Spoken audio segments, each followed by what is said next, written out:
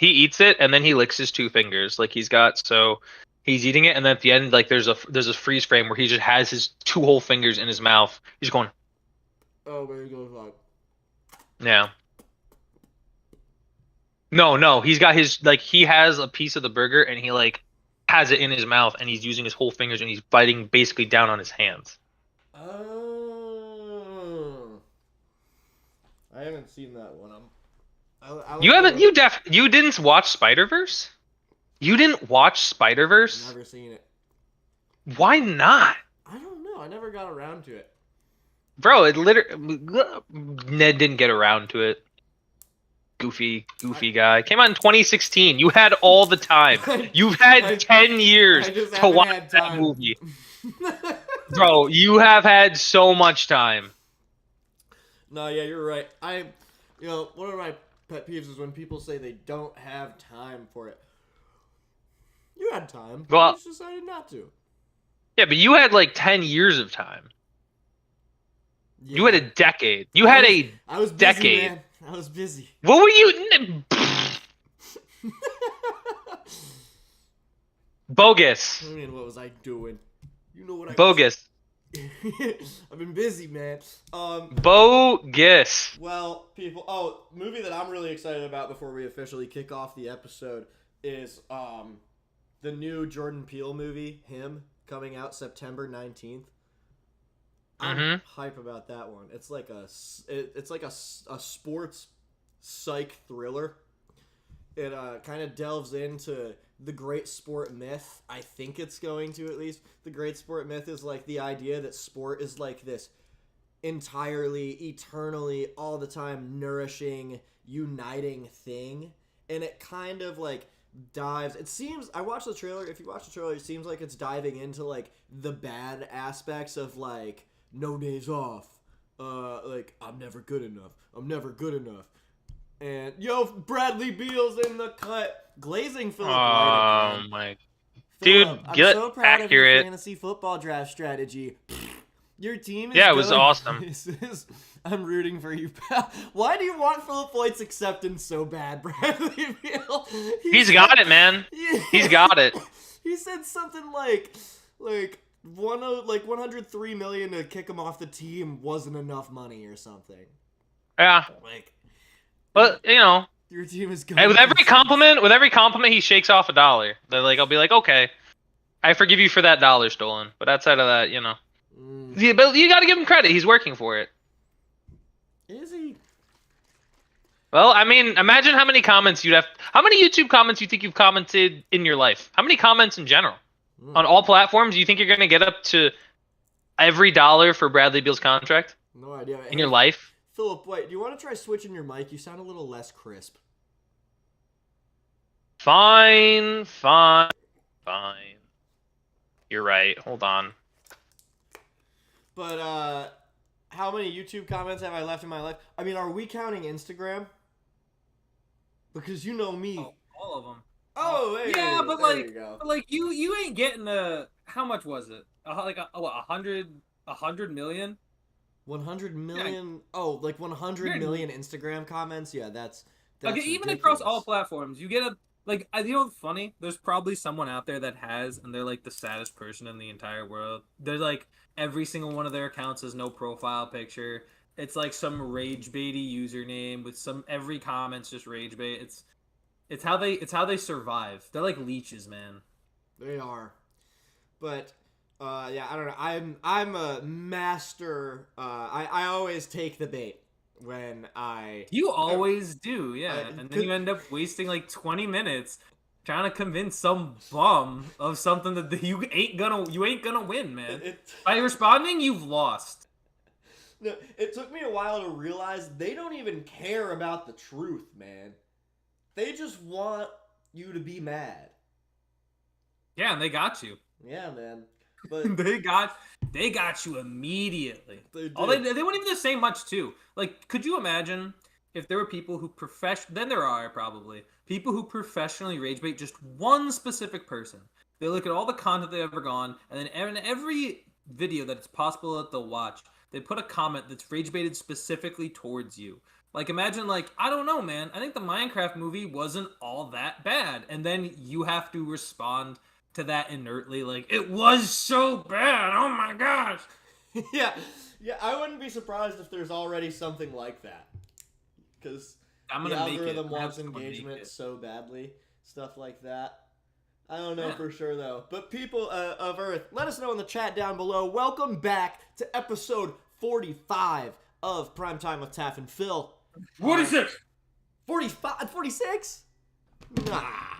Nah, no way. I think I One might of have these typed in days. 45. We had One of 45 these typed in. days. I see 46.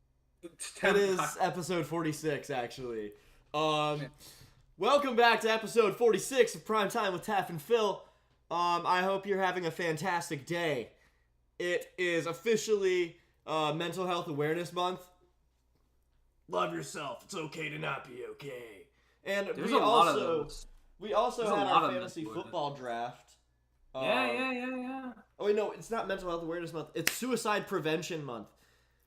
That's what I was just about to say. Like, there's so many. Every month is like, guys, we got our we got Mental Health Awareness Month for men. We got Mental Health Awareness Month for women. We have suicide. Like, why is it like, you know what, guys? It's this month. We're not gonna worry about it any of the other 11 months. We're gonna heavy emphasize it this month. All this mental health awareness makes me kind of want to kill myself, man. This mental all this, man, dude, what the But don't kill yourself. Talk to your friends about how you're feeling. It's okay. You know what's gonna make me, I'm gonna talk about how I feel about my fantasy football team for the next 4 months. Hopefully it's good. That's why. It's because it's the start of September, and there are people's fantasy teams that are like 1-3 or 0-4, and we gotta tell them, don't do it. Dude, there's so much to live for. The punishment's not that bad. Ooh, oh, that reminds me, we never confirmed what our punishment was. And it's probably gonna be the Waffle House. That's so. It's gonna be. It's not though, because it's kind of hilarious. I mean, yeah, it's kind of funny, but all right, guys. So the 2 punishments that it was gonna be, like, we took a straw poll vote, and we have like 2 votes left, and the one in first place with 4 votes is the IHOP challenge, which is 24 hours in an IHOP, and you need to each pancake you eat subtracts an hour. So let's say I eat 12 pancakes, I would have to be in IHOP for 12 hours because there's 24 hours in a day. Boom. Yep. I feel like 12 was a bad number to pick. Let's say I eat 11 pancakes, I would have to be in there for 13 hours. 24 minus 11, boom, you get the gist. Yep. But and then the other one is a 5-minute stand-up comedy set at a local open mic. Like, for me, dude, I would so much rather, like, I don't get much more out of imagining my friend eat a bunch of pancakes at IHOP than it happening in reality.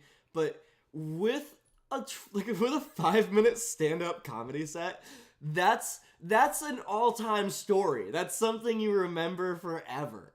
Like, regardless of if they bomb or if they do great, it's like, remember that one time Todd Hitchings like did a 5-minute stand-up comedy he would bomb though, and that's Shout the thing. out to you, Todd. I feel like the majority of us would bomb, and as a result, it's like gonna be like 30 seconds of us like, ha, that's hilarious, they're bombing, followed by 4.5 minutes of, oh my gosh, this is really painful to watch for 4.5 minutes. Like, I don't know, dude. You don't often see comics bombing. Like, I don't think I've ever really seen it. After I have to watch that, someone that I know, I'm like, wow, that's, ugh. It's like watching like a dog with like a really bad limp. Like, you feel bad. It's not even like, oh man. But it's different. Is it? It's different when it's for the fantasy football punishment, I think. Like, it hurts. What hurts about a comedian bombing is that they're a comedian. Right. Like they want to do this. This is their dream, and they're having a rough go of their dream. You're watching somebody have a rough go of their dream in real time. But when it's for the fantasy football punishment, it's like, F it, whatever. You lost the football league. You know, Dude, you're not. Nobody like. We didn't. I'll tell you what now. If If I finish last, I'll tell you right now. If I finish last, man. there is no chance. If I finish last, there is no chance that I bomb. I'm just gonna say it. I'm not gonna allow myself to bomb. Hell yeah, a full man. set list. That's the other thing about the appeal of the idea of a 5-minute stand-up comedy set as the fantasy football punishment. Because yeah, if I come in last, same. I've just thought about trying my hand at stand-up comedy before. I mean, I've only thought about it. It's never gotten past that point. But I don't know. It would be fun to do. We'll send you up there for 5 minutes, and if you start bombing, if either of us start bombing them, the next 45 seconds, we'll be like, yeah, we would make it work. But outside of that, dude, Eagles playing the Cowboys this Thursday. We're going to MetLife on Sunday. yup. Football is back in 48 hours, pretty much. I am hype about it. NFL is back, baby. Well, football's been back because of college football. But the NFL is where I'm telling you, man, NFL is where it's at. I think before we dive into the NFL and we do our general predictions for this season, let's talk about college football, particularly If you Temple. start with Temple, I swear to there it is. There it is. What about else did him? you expect, man? First, What about him? First What about on him? the road since 2021. Okay? It's like, whatever. New head coach. This guy, Casey Keeler. The last 5 seasons, he was coaching at the FCS level. That's Division II.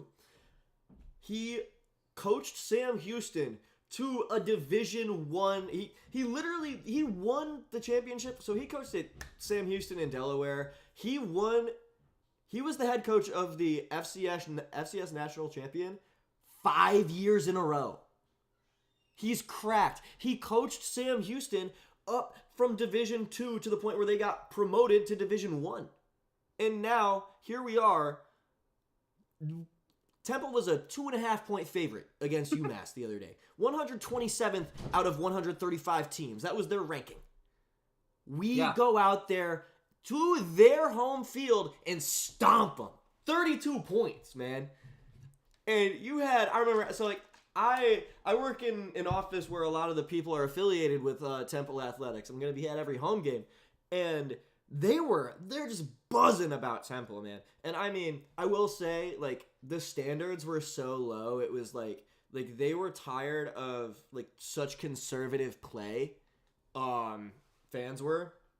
Like, it was like we were driving at the end of the second quarter and using our timeouts. And like this guy I work with, he was telling me, like, I was at the game and everybody around me was like, "Oh my god, guys, we're using our timeouts." And that's crazy. That's so upsetting though. That's such like the level of like, oh, we need someone to have the skills of a basic like Madden player.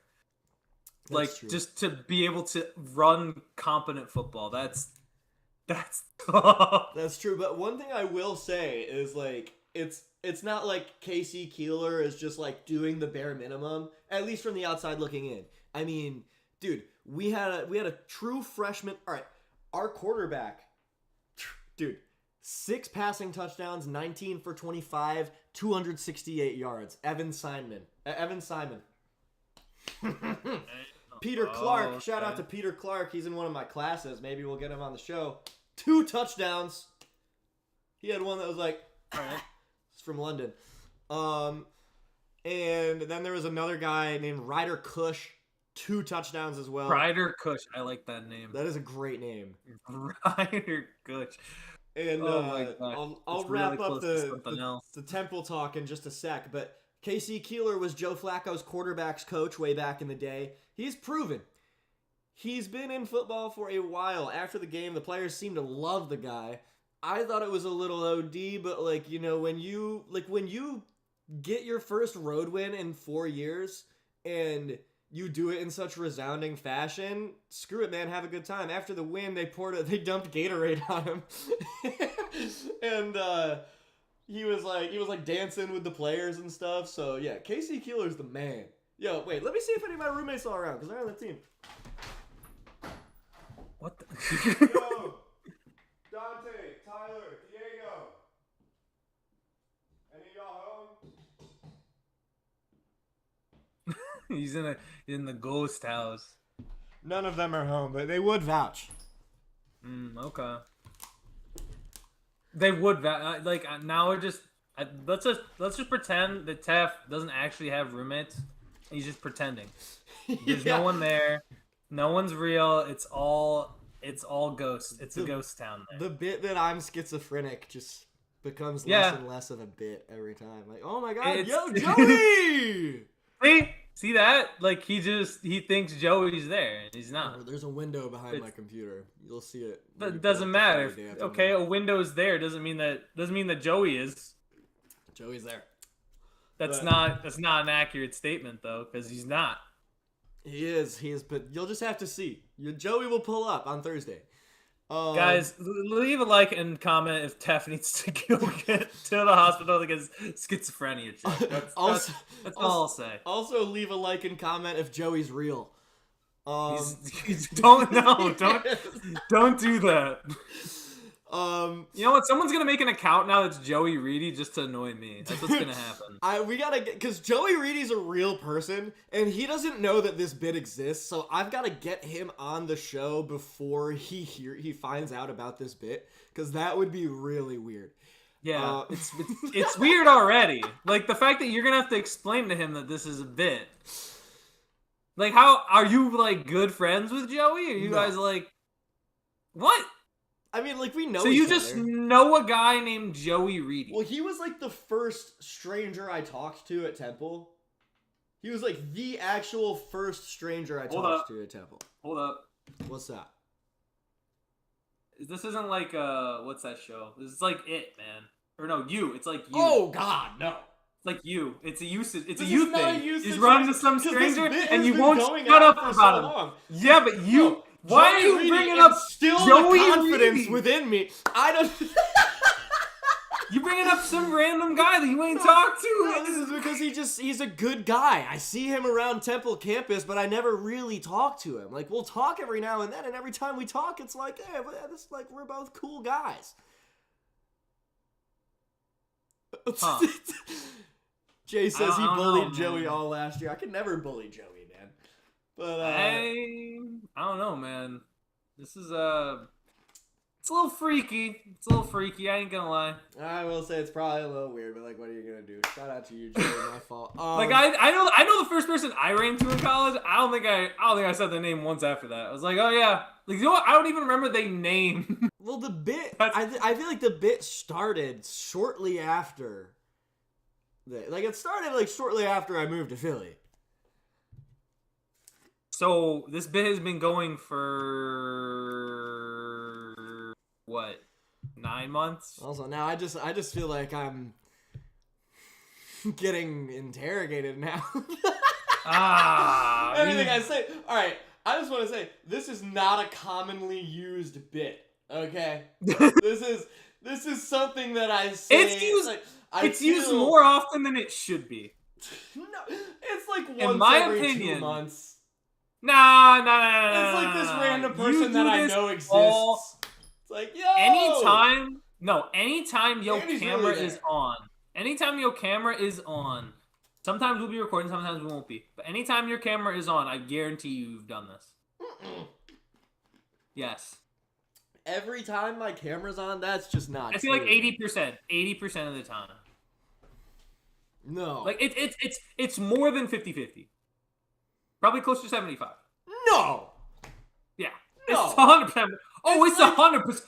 Dude. Oh, it's 100% more than 50-50. It's like 12% of the time. It's like an eighth. It's once every You 2 think months. we'd be talking about it? Once You every think we'd 8 be talking about it if it was 12%? You really think we'd be talking about it if it was 12%? Yeah. Ain't no way. Yeah, because it's weird. No, we would not. And it's weird as it is. I'm schizophrenic.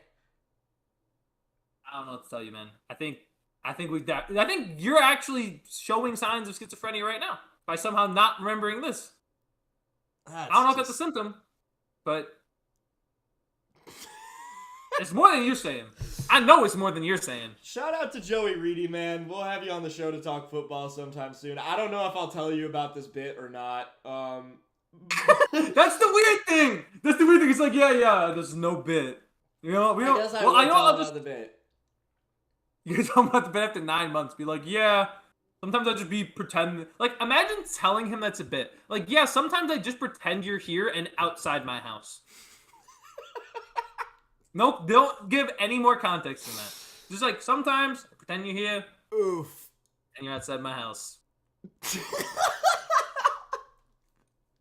What part of that? Whatever, you know. Sounds okay. Yeah, none of that sounds okay. Like, imagine if you, like, if it was a girl, you're cooked. Over. Oh god, Over. if that's a Done. girl, I'm Done. cooked. But yeah, that's Done. super duper weird. But you know, it's for the bit. Well, not like I wouldn't. Yeah, guys, it's for the bit. I'm pretending you're here for the bit. It's okay. It's just for the bit, guys. I swear. Okay, back to football. College football news before we dive into the NFL. Alabama, dude. This quarterback for Florida State, Alabama loses by 2 touchdowns to Florida State. This new quarterback for Florida State, freaking awesome. He said a couple months before Alabama, Alabama was ranked 8th in the country coming into this game. Florida State is unranked, and a month or so before the game, he was asked about Alabama, the Florida State quarterback, and he was like, I don't really see much of a challenge. Nick Saban's gone. Da-da-da-da-da. And everybody was like, oh, he's chirping. Florida State comes into this game as 14-point underdogs, beats them by 14. You'd love to see it, man.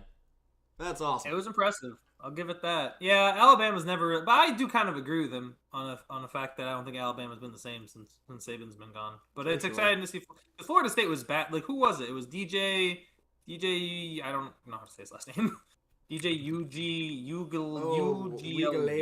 Wagalele. Yeah, like that was not a good year for FSU. I think I don't know. I'm not big on any of the Florida teams just in general. Like it's not that I hate those teams. It's just like I'm never as concerned with Florida teams. I don't know what it is. The only one I really am into is like into watching typically is Miami. Like Florida State and Florida are just not, at least from a football sense. I don't know. Really? You know why I'm not into Florida? I'm not into Florida because Kyle Pitts went there. That's pretty much the only reason. Kyle Pitts went to Florida. I'm like, you know what, Kyle, I don't know what to tell you. Florida State, though, I here's the thing. When they're good, it's great. When they're bad, it's embarrassing. But nobody's going to watch, like, FSU if they're, like, losing, you know? I don't know. It's like, you're really going to watch Florida State, though, at, like, 2-8? Like, if it's a good game, it's a good game. It's not like I'm going to, like, mark it down on my calendar that 2-8 Florida State is playing Miami. But, you know, that's the thing with college sports, especially with college basketball. I think college football has sort of had a bit of a drop-off in quality since NIL started up, but you have... I mean, if it's a good game, it's a good game. Any given Saturday, man. Like, one time, 5-6 Mississippi State went to Ole Miss, who was ranked Mississippi State, guys. Mississippi State. Look, dude, I'm gonna start doing this with the Steelers. Oh, the Steelers. Gotta bring the up Phoenix Mississippi Suns, State. Bro doesn't even root for a State. college. Bro doesn't even have a college team that he roots for. Like, why would I? Give me the logic as to why I would have a college team I'd root for. because of the camaraderie, the patronage. I went to RIT. We don't have a football team. Where did your parents go to school? Honestly, I doubt any of a big school with a football team. What? I don't know where my parents went to college. Yeah, that's crazy. I know where my parents. I never asked. They had an education. Never asked. I never asked. You just randomly I don't know. I know. You never heard know. stories of when your parents were back in college and being all crazy and stuff? No. That's wild. No, I did not. I know where both of my parents went to school. Big flex over here. Wow, jeez. Okay. Yeah. Wow. I don't get why that's crazy. I don't know. Never wanted to ask. I've heard stories of high school and after college, but nothing about college. They definitely didn't go to like a big football school though. Like I would have known. And even then, like I mean, but like, I don't know. Like my mom went to Syracuse and Mississippi State, and my dad went to Buffalo. So. yeah, but like I don't know how. But was your dad like a big Buffalo guy? How do you have Not the really. He was more of a everywhere? Syracuse guy. See, so like I don't know. You don't have to go to the school like a big you don't football have to team. go to the school to like it. So like, why do you like just root for Syracuse or something, man? I don't know. Syracuse is it's typically boring. Syracuse like, has no I aura. don't know. Syracuse is either middling. Like Syracuse was good in the early aughts, and then like in terms of that, not the same football school. I'd say like Kyle McCord, yeah, great. Like Kyle McCord set the ACC passing record, and I still didn't tune in enough. If that's an indicator as to how average Syracuse football is right now, then yeah. Yeah, the vibes in Syracuse are just not fun. They lost their pizzazz. I miss Johnny Flynn. If you know Johnny Flynn, shout out to you. You know ball. If you know Johnny Flynn. But I mean, like, all right, if I were to really invest in college football right now, it would have to be Syracuse. Like, I'm not gonna root for like what Ohio State or Miami or even like I don't know, like even Notre Dame or Penn State. I don't know, man. To me, I'm just looking for the guys that are NFL dudes. After that, is what it is. I'm scouting the talent. That's what I'm doing when I watch college football. I guess so. Yeah, that's part of it. I'm excited to see this Temple redemption arc. That's my Temple redemption. That's what my do you mean? big What thing. are they redeeming? Let's explain. Their lack of quality play. You think it redeems it if they just have one good? So, I guess I wouldn't call it redemption. I'd just call it like I hate to use this term, but glow up. I guess you could call it a glow up. Yeah, actually no, it's redemption because they used to be really good at sports. Like back in like 2015 or 16, we went like 10-2 or something. Or 9. He's busting out gentlemen. Was it really man. we? Was it really? Whoa! Was it really we if you weren't there though? Yeah. Like I feel like yeah. I don't know, man. I don't know. You had to be there for it to be we. I feel like that's the argument. That's the whole point. You had to be there. I mean, are you calling it we as like an Eagles fan? If you're like, man, oh, that was a tough loss against the Bucks. Well, I mean, bro, when you talk about but you wasn't there. When the Steelers won a Super Bowl before you were born, do you address them as the Steelers or do you address them as we? I address them as Pittsburgh. Oh, come on. No. Dude. No, you're not going to specifically say, when we won the Super Bowl in 1978, you're going to switch to Pittsburgh because you weren't sentient. Because I wasn't there. No. I wasn't there. You're going to say, I wasn't we won the Super Bowl in 78. Because you address your team as we. Yeah, but I wasn't contributing. I wasn't there. You know? Steelers won the Super Bowl in 78. But we won the Super Bowl against Cardinals in 2008. Did the Steelers actually win the Super Bowl in 78? 2000, I don't know, probably one of those. They won it like 4 times that year, so you got a good chance of guessing. See, that's why I don't 4 times in 1 year, guys. In that decade, whatever. But okay, wrapping up college football talk before we officially dive into NFL talk. Bill Belichick got cooked last night. I forgot the game was on, and then I remember I got a notification. It was like, Belichick's Tar Heels waste no time going down the field and scoring a touchdown. Then they proceeded to give up like 28 unanswered points. And that 48-year age gap. I mean, point total for TCU. That's crazy. They lost by 48 points, and he's 48 years older than his girlfriend. I think it was 49 is the age, but TCU put up 48. Oh so man, that was the bit. That's awesome. Oh gosh, what was that? There was like a clip of her on the sideline, and she's like coming out to talk to Bill or something. I don't know if it was during the game or after the game or whatever. But there was a caption that said, "Can I get $20 for the lunch for the snack? Can I get $20 for the concession stand?" I was like, wow, that's really sad.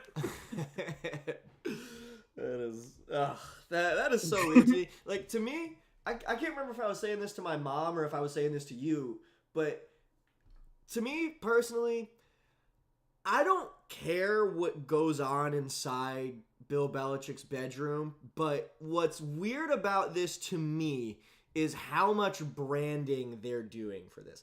They are trademarking the term gold digger. They're trademarking like these weird terms, and it's like, bro, why? No, like, you're making it gross. You're like the PDA couple, and it's like extra gross. This is like something that would be in South Park, man.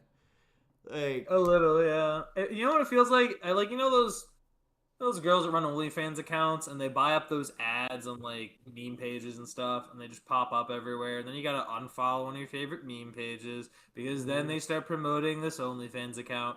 Yeah, you know what? It kind of feels like they're setting up a joint OnlyFans. That's what it feels like.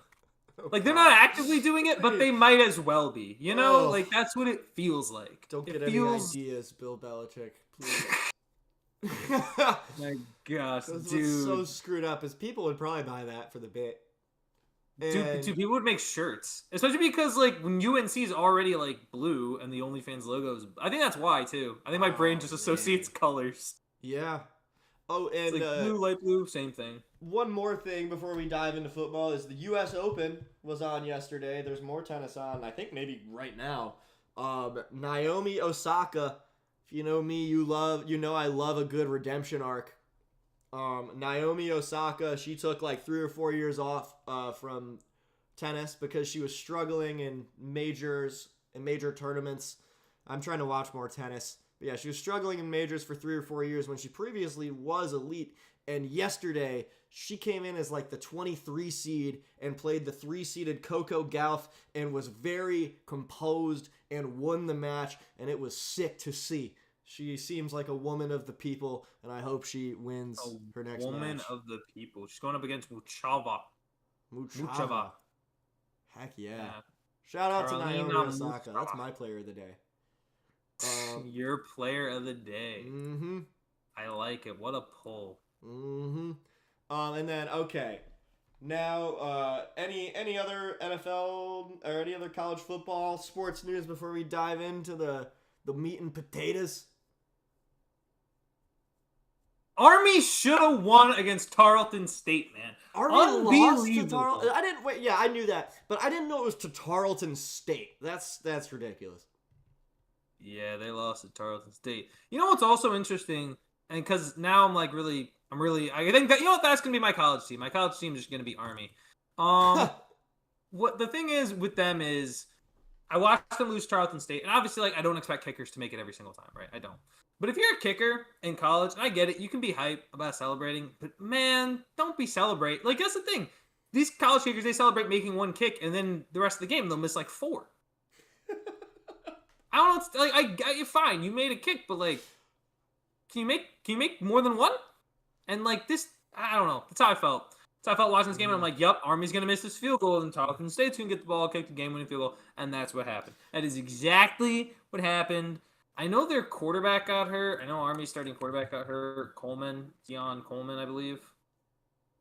But he got hurt, backup had to play. But dude, they should have. Yeah, Dwayne Coleman got hurt. Ugh. Oh yeah, Dwayne. It hurts. Yeah, it hurts to see. You know, like you really want to just see Army win a national championship, and it's you really do. We can only do it in college football 25. Yeah, but like that's. And you know what the other weird thing is too is when they lose the game, it's Army, right? It's Army, it's Navy, it's Air Force. They all have to do the ceremony, like, because they're Army. Like, could you imagine? You watch the game, you're all hyped the whole time, and then all of a sudden you lose, and then you still gotta lock in, and you gotta do the Army, you know, like the whole Army thing at the end. Yeah. Like most college teams, they just go in a locker room. Army stays out, and they take their loss. And they wave. They stay out there. No, they stay out there just. Straight as a stick, just going. No, I think they have like I don't know what the ceremony is. I don't know what it's called, so I'm not gonna sit here and guess. But I know that's what they were doing at the end of the game, and I was like, oh, I couldn't do that. That could not be me. Yeah, that seems pretty frustrating. But shout out to Army. You're gonna win the national championship again one day. I feel it in my bones. They're gonna win it 10 years from now. Calling it. 10 years from now, 2035. Boom. Yep. Because then I'll be coaching. All right, I'm Then I'll be itching to coaching. get I'll into this coach. NFL. Yeah, you'll be the head coach of Army by then. All right, so to finally, I'm itching to get into this NFL stuff. We've got the season starting day after tomorrow. There's gonna be a little party at my house. Come join. Party at Taff's house. What? And Eagles, Cowboys. Eagles are winning that. When we're talking NFL, should we? How about we finish off the episode with Week 1 predictions? Let's talk just the season in general. Like, do we think Explain. the Football will happen. Passes will be thrown. I don't know. Players will fumble the ball. Passes will be thrown seems a little far fetched, man. But Touchdowns will be scored. I would say Typical football stuff. What do you want to do? Division winners? Who do we think are going to be the conference champions? Who's our Super Bowl champions? Ooh, we should do our award predictions, and then we can have our award show at the end of the year, and then we can also see how accurate we were today. All right, I can do awards. Okay, cool. Let's start off with MVP. MVP, who do you think's winning MVP, Philip White? I don't know. I think, you know what? I already said it. I have my pick. It was my bold prediction. I think it's Jordan Love. Jordan Love? Dude, I love the Jordan Love pick so much. I'm going to go with two different guys because I think Jordan Love. Okay. I believe in that. Safety pick. And then I will also say Damn.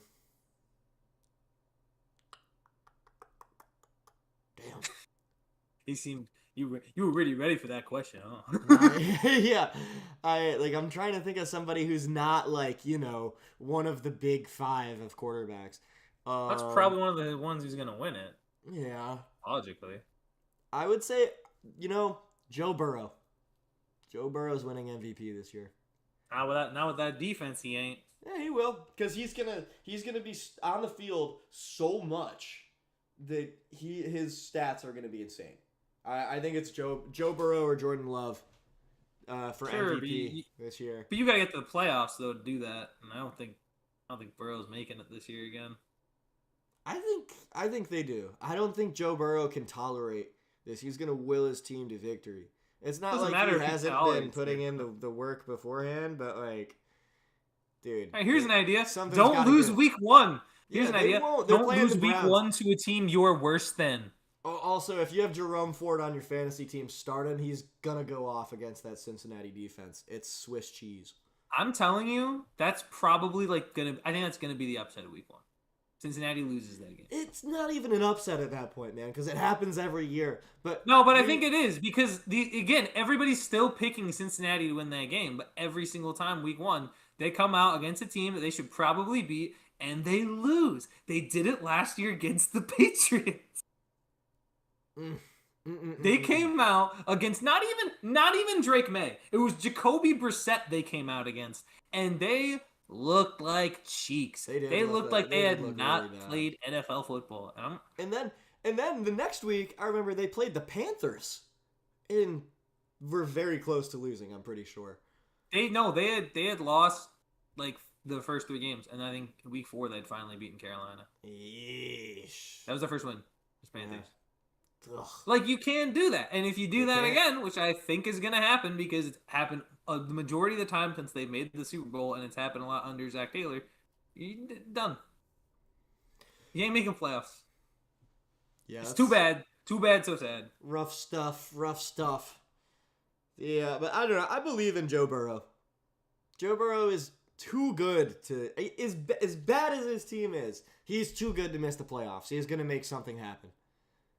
Dude, he missed the playoffs last 2 years. What are you talking about? Yeah, he can still miss the playoffs. It's not going to happen 3 times in a row. There's just no way. I'm here for when it happens 3 times in a row. When it happens, I want you to call me. Yeah, well, let's remember this. Let's remember this. Let's start marking down our takes. Because I don't think they make the playoffs. I think Zach Taylor gets fired this year, and I think it's the mark of a new... It's either Joe Burrow gets traded in the offseason, or Zach Taylor gets fired. Joe Burrow will force his way out of Cincinnati. sooner or later.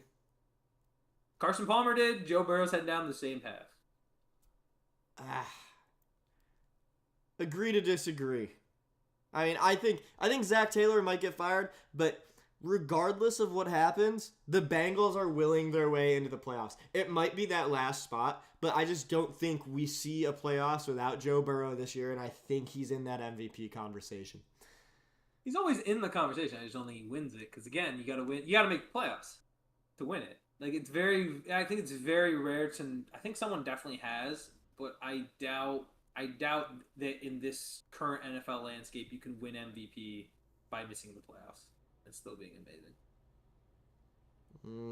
Okay. Okay. Okay. Fine. Comeback player of the year. I think this is kind of the milquetoast pick, but CMC. Pick. Okay, yeah. I kind of hope it is too. He's on one of my fantasy teams, so that'd be amazing. Oh yeah, dude, you should show the people your fantasy team, because that is crazy. Or we can just tell them about it real quick. Well, yeah. Dude, in this 14-man, Philip White, it's like the team of high risk, high reward. He's got CMC, Brock Bowers. It's a first place team or a last place team. Yeah. Like, if all of these hit, it's awesome. He's got CMC, Brock Bowers, Travis Hunter, Jaden Daniels. Joe Mixon's on. Dude, I got Joe Mixon late. Hopefully he's healthy. Yeah. So I got, Jaden Daniels, McCaffrey, Caleb Johnson, Xavier Worthy, Devontae Smith, Brock Bowers, Jawan Jennings, Giants defense, Vikings kicker, and then Hunter, Mixon. JJ McCarthy is my backup, which is kind of a sexy one. If somebody needs a QB midseason, ooh, that could be good. Najee Harris, Dylan quarterback. I don't remember that. I drafted 2 QBs. I always do. Because then if I hit on, because like the logic is, if you have like a quarterback like Jaden Daniels, the logic is you don't really need to draft a quarterback. But because I think, when does Jaden have his bye? That's the real question. I have to double check. Jaden Daniels. I won't check right now. But the point is, you don't really need a second quarterback, especially if you have one that's amazing already. That you're basically never not starting them. Like if Jaden Daniels keeps playing the way he was last year, I'm basically never not starting him. So as a result, I can get McCarthy. If Jaden Daniels goes down to some freak injury, then I still have McCarthy. And if Jaden Daniels keeps playing, then I would be like, all right, so who wants JJ McCarthy? He's playing well in Minnesota. Go. If he does.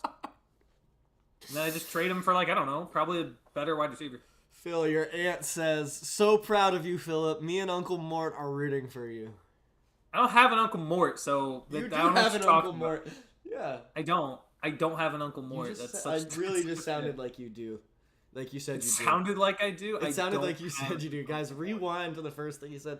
Phil, Phil's aunt, I'm so sorry. Phil's just acting like he doesn't know you right now. Like, don't have an Uncle Mort. I don't have an Uncle Mort. This person is not my aunt. Ooh, you have Mahomes and Stroud, Jay? Nice. I think you trade. If Stroud has a good game week 1, you trade him to somebody for a position that you're weak in. Yeah, I'm thinking. Oh, and then there's the other fantasy team. Hold on, I got to talk about this fantasy team because this one. Oh wait, this was. Dude, no, I love both of my fantasy teams. Dude, I don't know if I like the one in our league that you have. Really? No, I really don't. Taking Pacheco was weird, man. Well, yeah, okay. I had one weird pick, but like, it's fine. That pick was cheap. I like my team. I got Josh Allen. I got Breece Hall and Tyron Tracy Jr., but those running backs may sound not great. But here's the thing. I also have their handcuffs. So the logic is one of them is going to be the starter and be better than the other. And Breece Hall might get traded. Like, Breece Hall could end up in Dallas this year, which I could totally see. Which then I have a starting running back in Dallas. I have a starting running back with the Jets and Braylon Allen, and I have a starting running back with the Giants and either Tyron Tracy or Cam Scatterbo. Then I have Josh Allen. So you're critiquing me for drafting Isaiah Pacheco, but here you are like, but if Braylon Allen and Cam Scatterbo are good, like... Are you kidding? The rest of my team's amazing. I have Josh Allen, Justin Jefferson, Jerry Jeudy, Brock Bowers, George Kittle, the Niners defense, and Chris Boswell. Yeah. I could easily trade one of those tight ends for running back, too. The Niners are going to be on defense a lot this year. So... Robert Saleh's going to be back. Robert Sala's back, and then look at those quarterbacks like Kyler Murray. Kyler Murray like basically falls down after every sack. I'm gonna have Sam Darnold, who, if he goes back to normal, if he goes back to himself as a turnover machine, and then I don't know what the status is Matt Stafford is with his back. I like San Francisco's defense. I think it's a pull. I just don't think they're. I worry about I want to take if I'm taking a defense, I want it to be a good team. I say that as somebody who took the Giants defense, but that's like an exception because their pass rush is insane. But it has to be a good team. But yeah, think about it. I mean, if CMC doesn't pan out this year, the Niners are going to have one of the worst offenses in the league. They are going to be so stagnant. I don't know about on that. offense. There's going to be a lot of 3-and-outs, which means the defense is. Whoa. You're really disrespecting San Fran right now.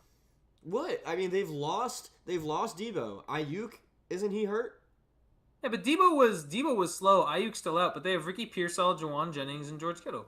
They're not gonna go Okay, Ricky Pearsall, Jawan Jennings, and George first round pick Kittle. receiver in his second year. Mid.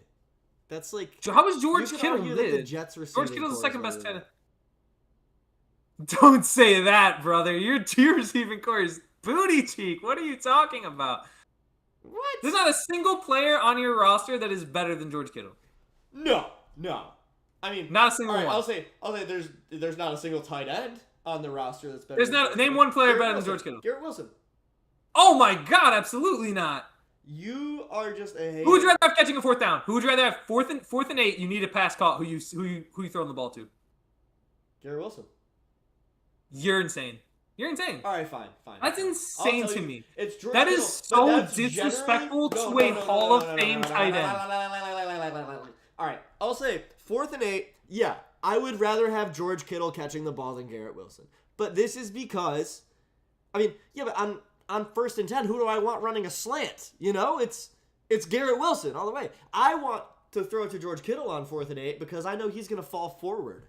I know he's gonna get that extra. He's gonna catch the ball. What do you mean? Why are you acting like Garrett Wilson can't catch or something? He's just had a different quarterback every season. Bro, are you kidding me? Have you seen some of the quarterback that George Kittle has had throw the ball? Who's the best quarterback he's had? Name him. Colin Kaepernick? No! Brock Purdy? Yeah, Brock Purdy. No, man. Jimmy G. Man, all three of those your guys, lack of timing of ball knowledge. All 3 of those guys are better than anybody that Garrett Wilson has had throwing to him. Agreed, but you don't. Like Garrett Wilson's even if Garrett Wilson had a quarterback that was putting it on the money, I don't think he's even in the top 5 discussion of wide receivers. What? Garrett Wilson is so good. You talk about the Jets like you don't watch football. Y'all hype Every up. other team, Y'all you know hype your up. stuff. I'll give you that. Every other team, you know exactly what you're talking about. You're on the money. Y'all With hype the up. Jets, you're talking like Garrett Wilson is like freaking Elijah Moore or something. You're all talking. You're talking about him like he's Jamar Chase. What are you talking about? He's not Jamar Chase. I'm reacting this Then how way. is he top 5? How's he top 5? Explain to me how he's top 5. He's top 7. He's top 7. Oh my gosh, brother. Oh. How? How? Because he's he's one of the best route runners in the league. You see that catch he had in the end zone? Yeah, exactly. We've all seen it, and it was the one big highlight he had last year. One. Yeah, I wonder why. Because Aaron Rodgers was too busy yelling at his teammates to play. We have not seen other receivers being able to play well despite bad quarterback play. But it was the Jets. The whole system is just ass. I'm really hoping. Okay. That they can. So it's not all Garrett Wilson's fault, man. You put him on a. I mean, I think it's more than a skill issue.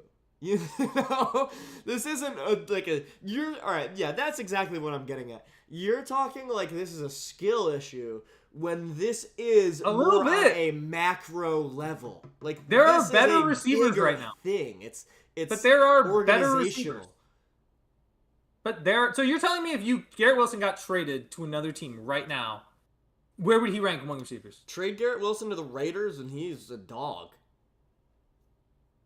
Raiders of all teams? Nah. Yeah. I don't know about that, dude.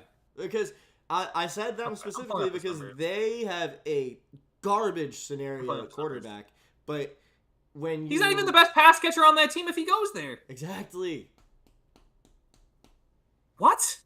But it's the system. It's the system. The Jets are cursed. System. I don't think the curse is going to be lifted until Joe Namath dies.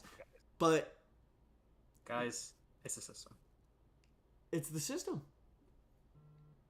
It's the system. I strongly disagree. Mm. Do you want to know why? His numbers are the last 3 years. You know, he's actually had the most catches, and yet this year he had the lowest yards per catch. He actually had the most touchdowns this year, believe it or not.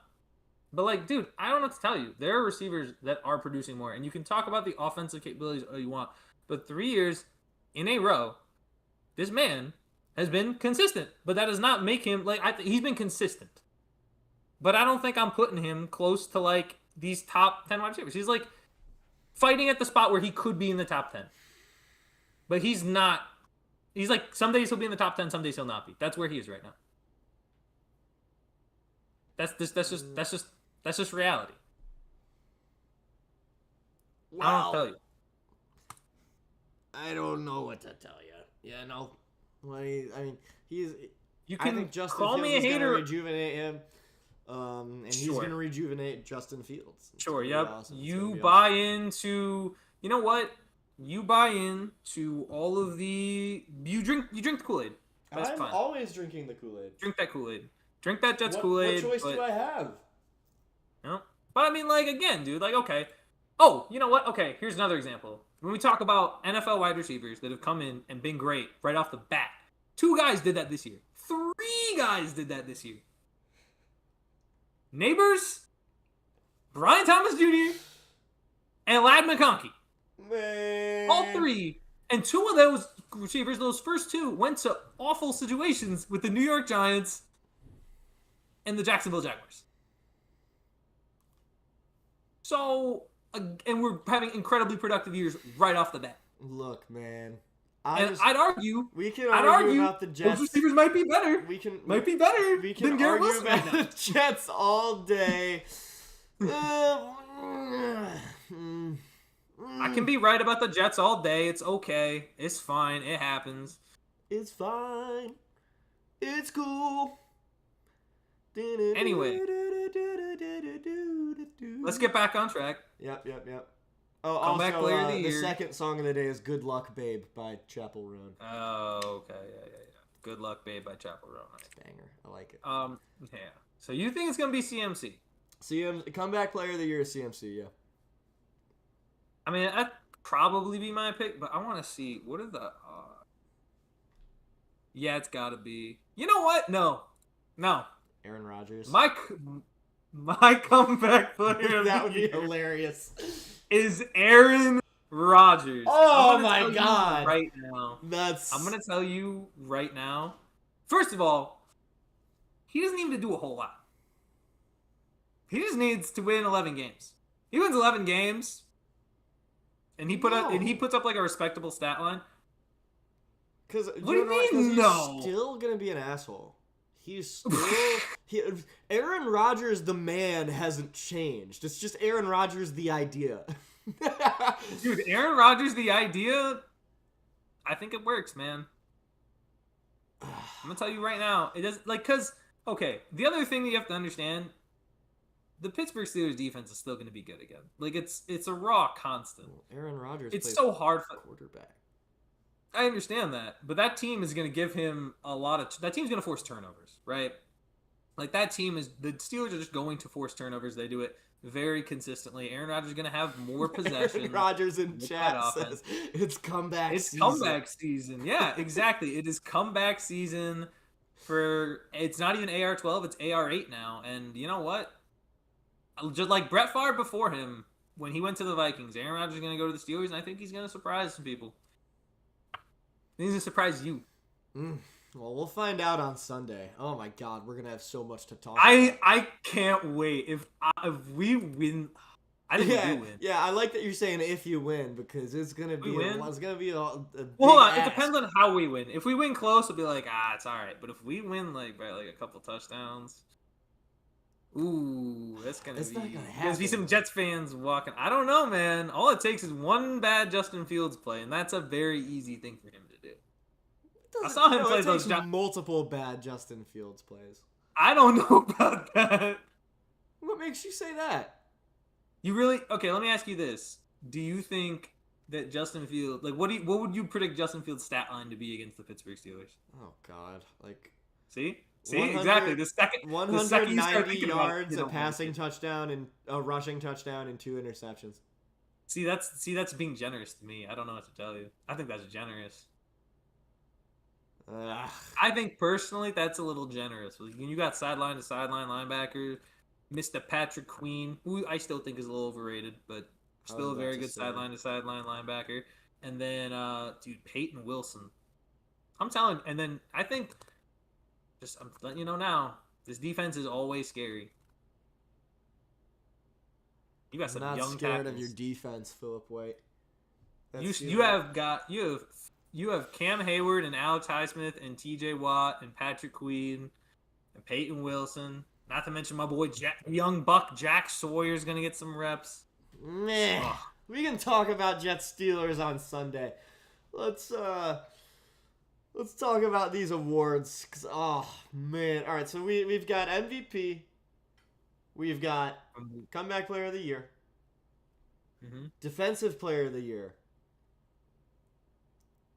Who won it last year? It was Patrick Surtain. Okay. Patrick Surtain won it last year. I'll say T.J. Watt. Wow, really? Yeah. Well, actually, wait, Myles Garrett didn't win it this past year? No, and he shouldn't have. Myles Garrett has never led the league in sacks, and the fact that Pro Football Focus continues to uphold this idea that Myles Garrett is amazing. Myles Garrett has never statistically led the league in like any critical D lineman stat. Not like tackles for loss, not forced fumbles, not sacks, not once as a number 1 overall pick has he ever led the league in any of those stats. TJ Watt's led the league in sacks 3 times. And it is a crime that they have an equal number of Defensive Player of the Year awards. An actual crime. That is pretty insane. I don't know why people be gassing It's Myles Pro Football Garrett Focus. like It is that. Pro Football Focus. It is Pro Football Focus, and they're scam. They just sound throw very you focused. numbers, and they're like, guys, trust us. We watched every snap last year. No, you did not. And if you did, you had the equivalent of Teletubbies sitting there and watching players play. Get me in that room right now so I can show you how to do your job. Get me in there. Because I do not know what you were doing. I do not know how this is possible, how you guys screw this up every time. I really don't. Yeah, that's craziness, man. It's craziness, man. It's craziness. It's getting ridiculous. It's getting ridiculous. Anyway, I'm not gonna homer too much. I'll keep Aaron Rodgers for my comeback player of the year. As for my defensive player of the year, I actually am going to the other team in Pennsylvania. I think Jalen Carter has a monster year. Ooh. I think he's gonna have a statistically dominant year. I think I think probably I'm not going to say the next Aaron Donald because Aaron Donald was insane, but he has a similar presence of Aaron Donald where he's a young D lineman who eats up so many blocks all the times.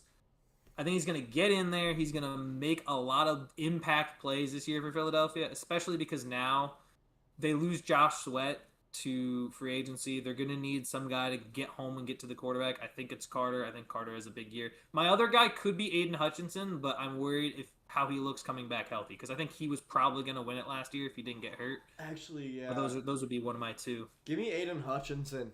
Give me Aiden Hutchinson for Defensive Player of the Year. Bro gave up on TJ, man. That's crazy. Well, I mean, TJ's getting old, man. He's getting up there. I've seen old guys win it. I've seen old dudes win things. How old is old is TJ now? It's like 30. So is Miles. This is like TJ's last shot to win it, and he's already won it before. This is another thing that bothers me. Okay, I know Madden is full of crap. Like Madden's crap with their ratings. So is 2K. All the games are usually garbage with their ratings. Do you know TJ Watt has never had a 99 overall in Madden? I think you have told me that before. Yeah. Myles Garrett has like multiple. and they're like essentially. And people say, Because he's "Oh, they're better, so man. equal." No, he's not. At best, they are equals. So therefore, the logic stands to reason that TJ should also have at least like tie the NFL season sack record, and then your logic is like, yeah, you know what? You're 98, buddy. You're 98. Not good enough. You got to get 50 sacks. You got to get 50 sacks in one season to get 99 for you, buddy. Like, it's just... You know what? We're an hour in. I'm going to say I think it's reverse racism. Reverse racism. I can't. This is crazy. This is okay, unbelievable. The next flowers. award. Ooh, Rookie of the Year. Who gets Rookie of the Year, man? Offensive and defensive, and then we'll give our Super Bowl predictions, and then we'll wrap it. Offensive. Okay, hold on. Let me think. Offensive Rookie of the Year. I'm gonna go with a hot take. I'm gonna go Omari and Hampton with the Chargers. I like that. I think they're gonna be better in their second year running the football under Jim Harbaugh. And I think ultimately, because we don't know the status of Najee Harris, he's still out with his weird eye injury. They were pretty decent running the ball with guys like J.K. Dobbins, but J.K. Dobbins is basically artificial legs at this point, so and they were still able to run decently. I think Omari and Hampton is going to provide an explosiveness, an ability to catch the ball out of the backfield. I like that pick. I think they're going to be a very successful team on the ground. Yeah. And I think he snatches it from like guys like Ginty and Travis Hunter. Yeah, I don't think Ginty is going to be in that conversation just because that offense is already... I mean, he's going to be in the conversation, but I don't think he's going to win it because the offense is already kind of crowded with Amari Cooper and Brock Bowers. But Amari Cooper isn't what he used to be, but I just don't... I wouldn't say it's crowded, go ahead. Oh, you're good. It's just, I don't see it at the end of the day. The who I like, Matthew Golden. I think if this Packers team is as good as we say it's going to be, as people are saying it's going to be, Matthew Golden is going to be the guy in that offense that likely steps up. And, oh my God, Pro Football Focus is in here saying, who's talking shit? Me, no all right? Freaking way, it's Pro Football Focus. Right now, I am saying this right now. You don't got no business. You got no business stepping to me, okay? Figure it out. Figure out why this is propaganda. I am seeing Pro Football Focus propaganda with Myles Garrett. And I'm so done with it. I'm calling you out. Yeah, you heard it here first, Pro Football Focus. Matthew Golden. He is, dude, yeah. If Jordan Love has close to an MVP year, Micah Parsons is going to be helping out on the defensive end. So hopefully Matthew Golden is going to be spending more time on the field. Give me Matthew Golden as the offensive rookie of the year, man. I see him coming out there and balling. What do you think? I already said Hampton. I know why Genty's probably not going to win it, and it's because I think the Raiders will be trailing in a lot of games. I know they have Max Crosby, but they don't have much else on that defense to look at right now. I think they're just going to be trailing in too many games for Genty to accumulate rushing yards. I think that's ultimately why he's not going to win it. I think the other big thing when I look at Golden is that I just don't think... Because in order for you to be the offensive rookie of the year as wide receiver, you basically have to put up 1,300 yards plus. I don't think anybody in that receiving room is putting up 1,300 yards plus. I think maybe at best someone puts up 1,000 because I don't even think anybody did last year. Just imagine. I just see Matthew Golden. Dude, imagine. I see Could you it imagine, happening. dude? My Do you know brain what I is don't too like? big for my head. I'm gonna be real. What I don't like about Golden is his terrible choice in jersey number. What's his jersey number? It's like a 20. It's a number in the 20s for a receiver. Okay, cool, man. He's standing out. Ew. Don't fit in when you're born to stand out. But it looks no. Yeah. Dude, 20s are running back, cornerbacks, Safeties. These are running backs, quarterbacks, safeties. I don't think I've ever seen a quarterback wear a number in the 20s. Cornerback. Corner. But there was a quarterback a long time ago. It was, I think John Hadle wore number 21. Oh yeah, I remember that. Yeah, sure you do. Sure you do, buddy. It's just I think Green Bay is probably going to win a lot of games, somehow be the 1 seed, but it's going to be because of Jordan Love. It's not going to really be because, there's going to be a wide receiver 1 step up, and that's going to be their downfall come playoff time. I think, just imagine Matthew Golden comes in. Matthew Golden comes in and he freaking, opens up the passing game, becomes the number 1 guy. That guy. I see it. I've got such a gut feeling. I'm starting to wish that I took him in my fantasy drafts the other day. Well, then you didn't have that much of a gut. Your gut feeling was a little late. A little bit late, my friend. A little bit late. No, I think, I don't know. I like it. And then Defensive Rookie of the Year. I'm sorry, you don't know anybody. I can tell you a defensive rookie. You can Travis Hunter.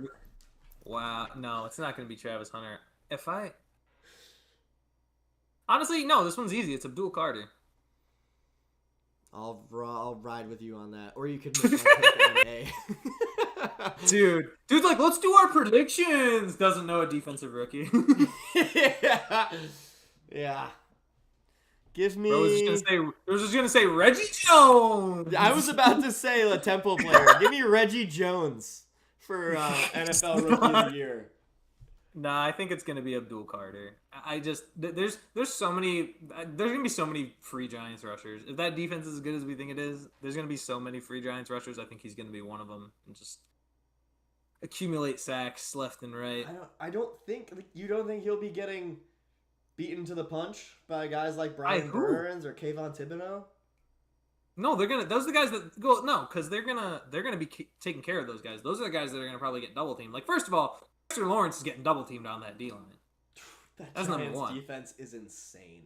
Number two, 2 speed rushers. Like, outside of, like, I think he might struggle in games against, like, the Eagles where they have, like, Lane Johnson.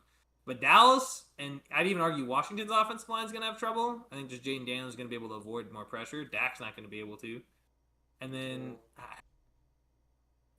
if dude is... Because, again, he's going to get single rushes. He's going to get opportunities to be like, oh, okay, I get to show... Against, like, average tackles, he's going to smoke them. I think. Well, remember the last Penn State linebacker to come out? Guess who in the NFL? Michael Parsons. Oh wow! Yeah, drafted that high. So Green Bay just saying. Green Bay legend. the Green Bay legend, Micah Parsons. Oh my goodness. Heck yeah! All right, so before we dive into our Super Bowl prediction, let's just run it back real quick. A quick rundown for MVP. You said Jordan Love. And I said Joe Burrow. Yeah! Comeback player of the year. You said Aaron Rodgers. Boo! Yeah! No! Let's go! I said CMC. Offensive Rookie of the Year. You said Omarion Hampton. I said... Yep. Who did I say? Doesn't remember. I said, wait, I don't know how. How can you have such a gut feeling and then? Matthew Golden. Because I thought Travis Hunter, but like no, Travis Hunter doesn't do it. That was like I got it, guys. Because I thought Travis Hunter, but I was like, no, I didn't say Travis Hunter. So yeah, all right, I said Matthew Golden, and then Defensive Rookie of the Year. Phil says Abdul Carter, and I'm saying Reggie Jones. Yeah, you're not going to be right on that Temple's one. very own. Love you, Reggie, but it's physically impossible. You can do it. You can do it, Reggie. If you believe it, you can achieve it. You can do it, Reggie. You got this. All right, Phil. Let's hear your AFC and NFC champions. Your predictions. So in the AFC, it's not even who I really think is, but I just want to it's got to be the Bills' year, right? Yes, you're right. It has to be the Bills' year. It just at some point something's got to give. Exactly. Like, it can't not be Buffalo. They keep placing their bets. Buffalo's gonna do it this year, man. And in the NFC, just quick break before we jump to the NFC. Let's talk about that. Like, oh my god, I feel so bad for Bills fans. I mean, I guess I don't because you like feel bad for everybody. No, I don't feel bad for them, but like I feel immense frustration for the Bills, and I'm not even a Bills fan. Because you hate the Chiefs. This is brutal. It's also because you hate that's the basically Chiefs. it. You know, like today, if anybody is due, it's the freaking Bills. Yeah. But I mean, I'll say this. If it's not this year, I'm going to be honest, I don't think it ever happens. I don't think it ever happens. I think the Bills fans are just doomed to fail over and over. Honestly, I wouldn't doubt it if it's of like Mahomes, Jackson, Burrow, Josh Allen. There's a real chance Josh Allen's the one who doesn't win it. No. I think the person happens. that has the It highest happens. chance of never Like- winning one is Lamar. Really? Yeah, because he's just not a winner. Joe Burrow, he's a winner. I don't know how you can call Lamar not a winner. I think. Wait, you're calling Joe Burrow a winner? Yeah, every level, the guy who's- every level of play. You mean the guy who's missed? You mean the guy who's missed the playoffs last year? Yeah, the guy who's been on the team with the atrocious defense. Yeah, but he made the Super but Bowl you're in his talking second about year. missing- Joe Burrow has been elite from the jump everywhere he's gone. But you're talking about missing the playoffs the last 2 years. There's still you can't just sit here and tell me that there's not at least a slight amount of blame on Joe Burrow. You know how I know? Because all he needed to do to make playoffs was beat New England week 1. Well, that didn't happen. Nobody's perfect. Yeah, I mean, so then how can you tell me he's a winner? Manning is one of the best ever, and he threw 1,000,000 interceptions. So like, yeah, but how can you tell me that like Joe isn't actively a winner if he's missed the playoffs? He's not currently a winner, but everywhere he's gone. Lamar's put up like 12-5 campaigns, and honestly, without him, that team is significantly worse. I will say that. Well, you watch that team without Lamar, it's not a good just team. look at everywhere Joe Burrow has gone. He is like it's either the Bengals get their sugar honey iced tea together, and Joe Burrow stays and they become a good team, or Joe Burrow leaves. I think Joe Burrow wins a Super Bowl at some point. I think that Josh Allen. How old is Josh Allen? Josh Allen's 28. 28. Okay, cool. It's younger than I thought. Check. Once Joe Burrow hits, he's 29. Josh Allen, he's 29. Yeah, it's got. You have to remember something also too. You also remember things too. Like Peyton Manning didn't win his first Super Bowl until he was 30. Like that's another thing too. And he was playing a lot. Like he had to play against like Tom Brady too, for like that early section of his career, and then throughout the rest of it. So I guess there's time still. Like I'm not saying that there isn't, but dude, I gotta be honest. One of them's not going to. And if I have to look at it and be honest, it looks like it's gonna end up being Josh. No, I won't allow it. If they don't win it this year, I don't, because Baltimore's never gonna have a bad roster. I just don't see it. Baltimore's had such a good roster for the whole time Lamar's been there. You can argue Lamar's the best quarterback in the league. I'm not gonna say it. I think it's like probably Josh or Joe right now, but I think Lamar best quarterback in the league. Why is that like an outrageous statement? Like if you say Garrett Wilson's Josh best, Allen exists, because Jaden Yeah, but Daniels exists. Lamar Jackson's a 2-time MVP. Like I hate the Ravens, but I'm not gonna like dispute facts. I think And he could have won it last year. It was an even split. Lamar Jackson is maybe the most overrated player in football. Whoa. Okay. Where is this coming from? Back, because Where is I this can't coming name from? a lot of football players, period. But like He's the most overrated of the 10 I know. But yeah, Lamar Jackson, the way these people in the media talk about him, you would think he's Jesus.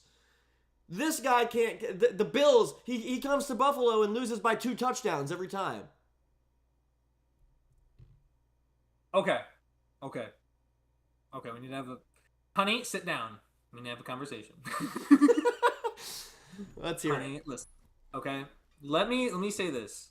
One thing about Josh that was, in my opinion, apparent.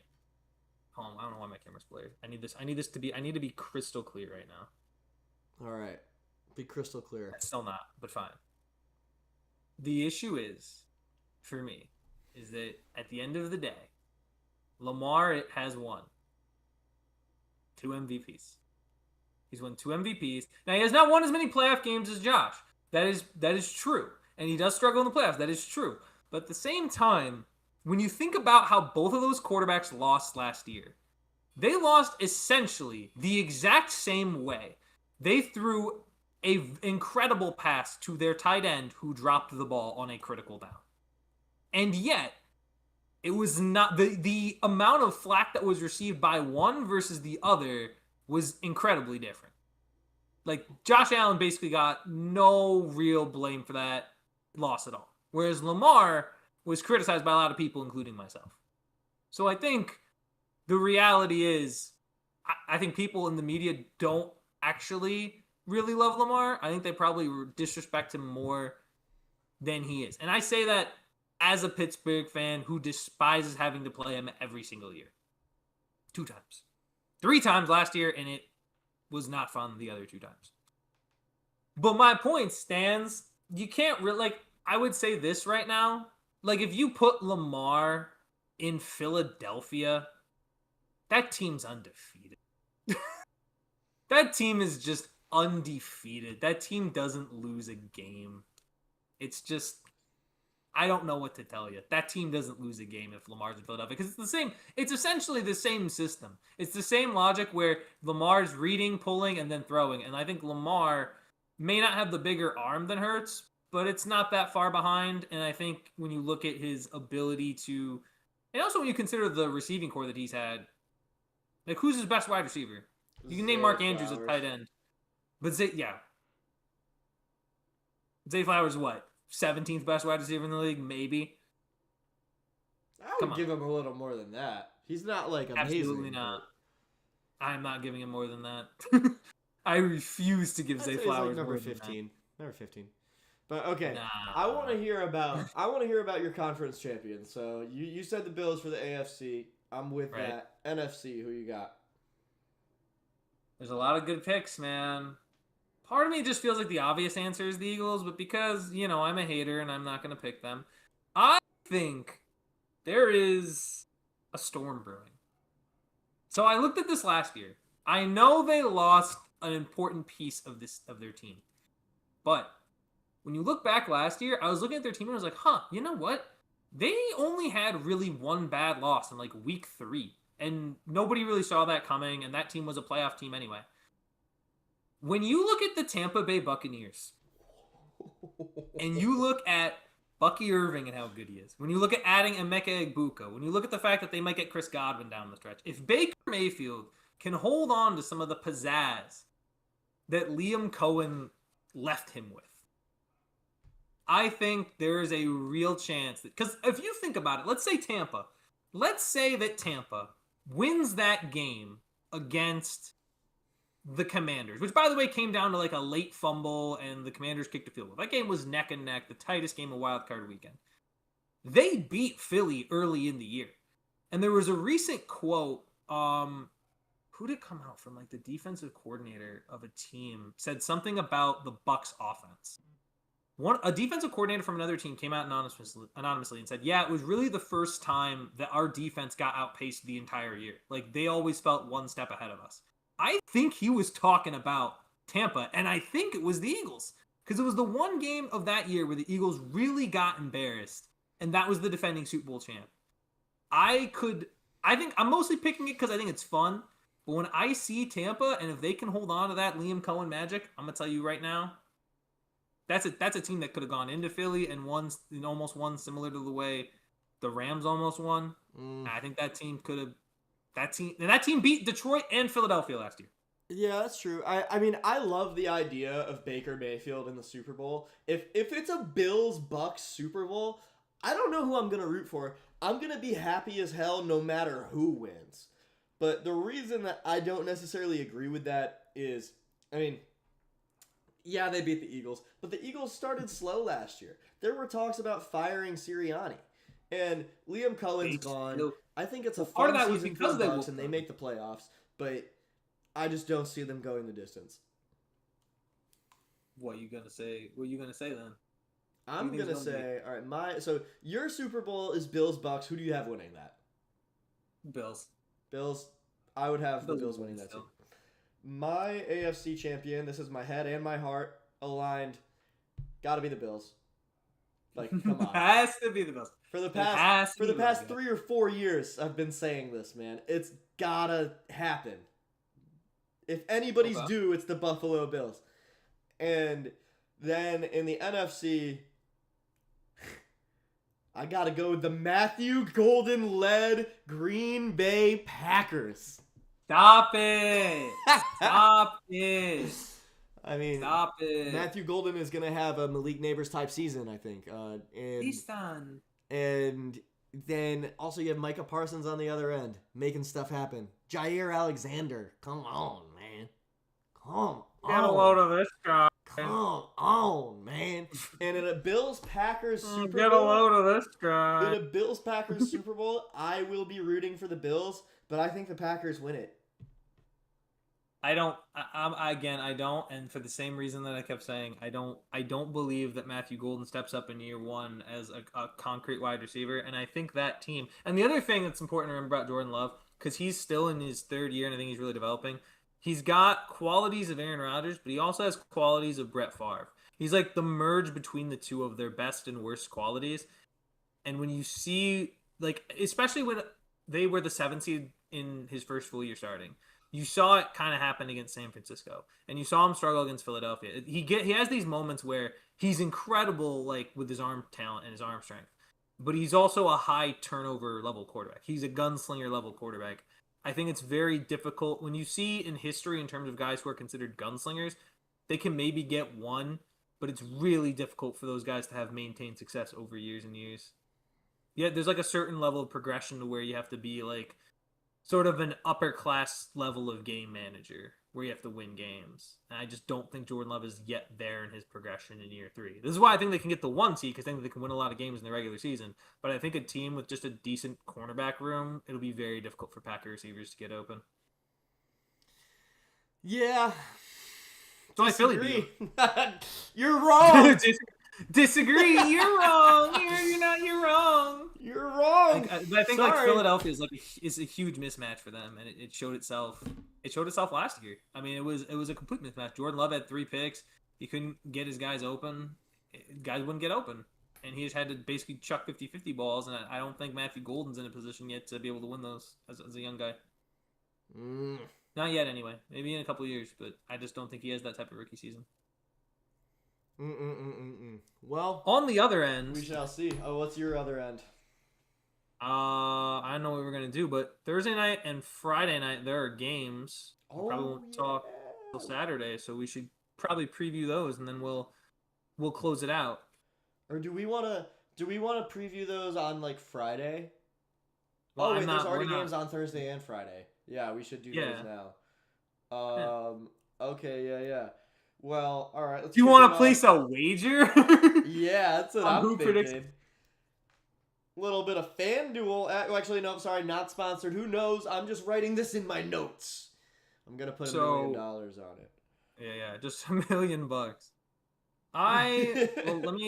let me say this. I want to talk just Cowboys Eagles. I'm gonna spew for a little bit. Do it. Let's start with the Philadelphia Eagles. They defend their Super Bowl opener against the Cowboys. It's not really a question of who I think is going to win, because I think it's going to be Philly. But I will say what I think needs to happen for Dallas to even have a chance in this game. If Dallas wants to have a chance in this game, first of all, they need to get kind of out of their head this whole Micah Parsons trade. They need to lock in offensively. They need to figure this stuff out. They need to figure out what their identity is in this game right now. And to me, that obvious identity is, okay, look, we don't have a great running back room. We need to find ways to be able to open up the running game against a very tough defense. You need to be aggressive. You need to go after Philadelphia's young corners. You need to test them early. You need to go after Cooper DeJean and Quinyon Mitchell. I know they're very good. They're very strong cornerbacks. But at the end of the day, you have CeeDee Lamb, who you paid a lot of money to be a number one receiver. You have George Pickens, you traded for to be a strong number 2.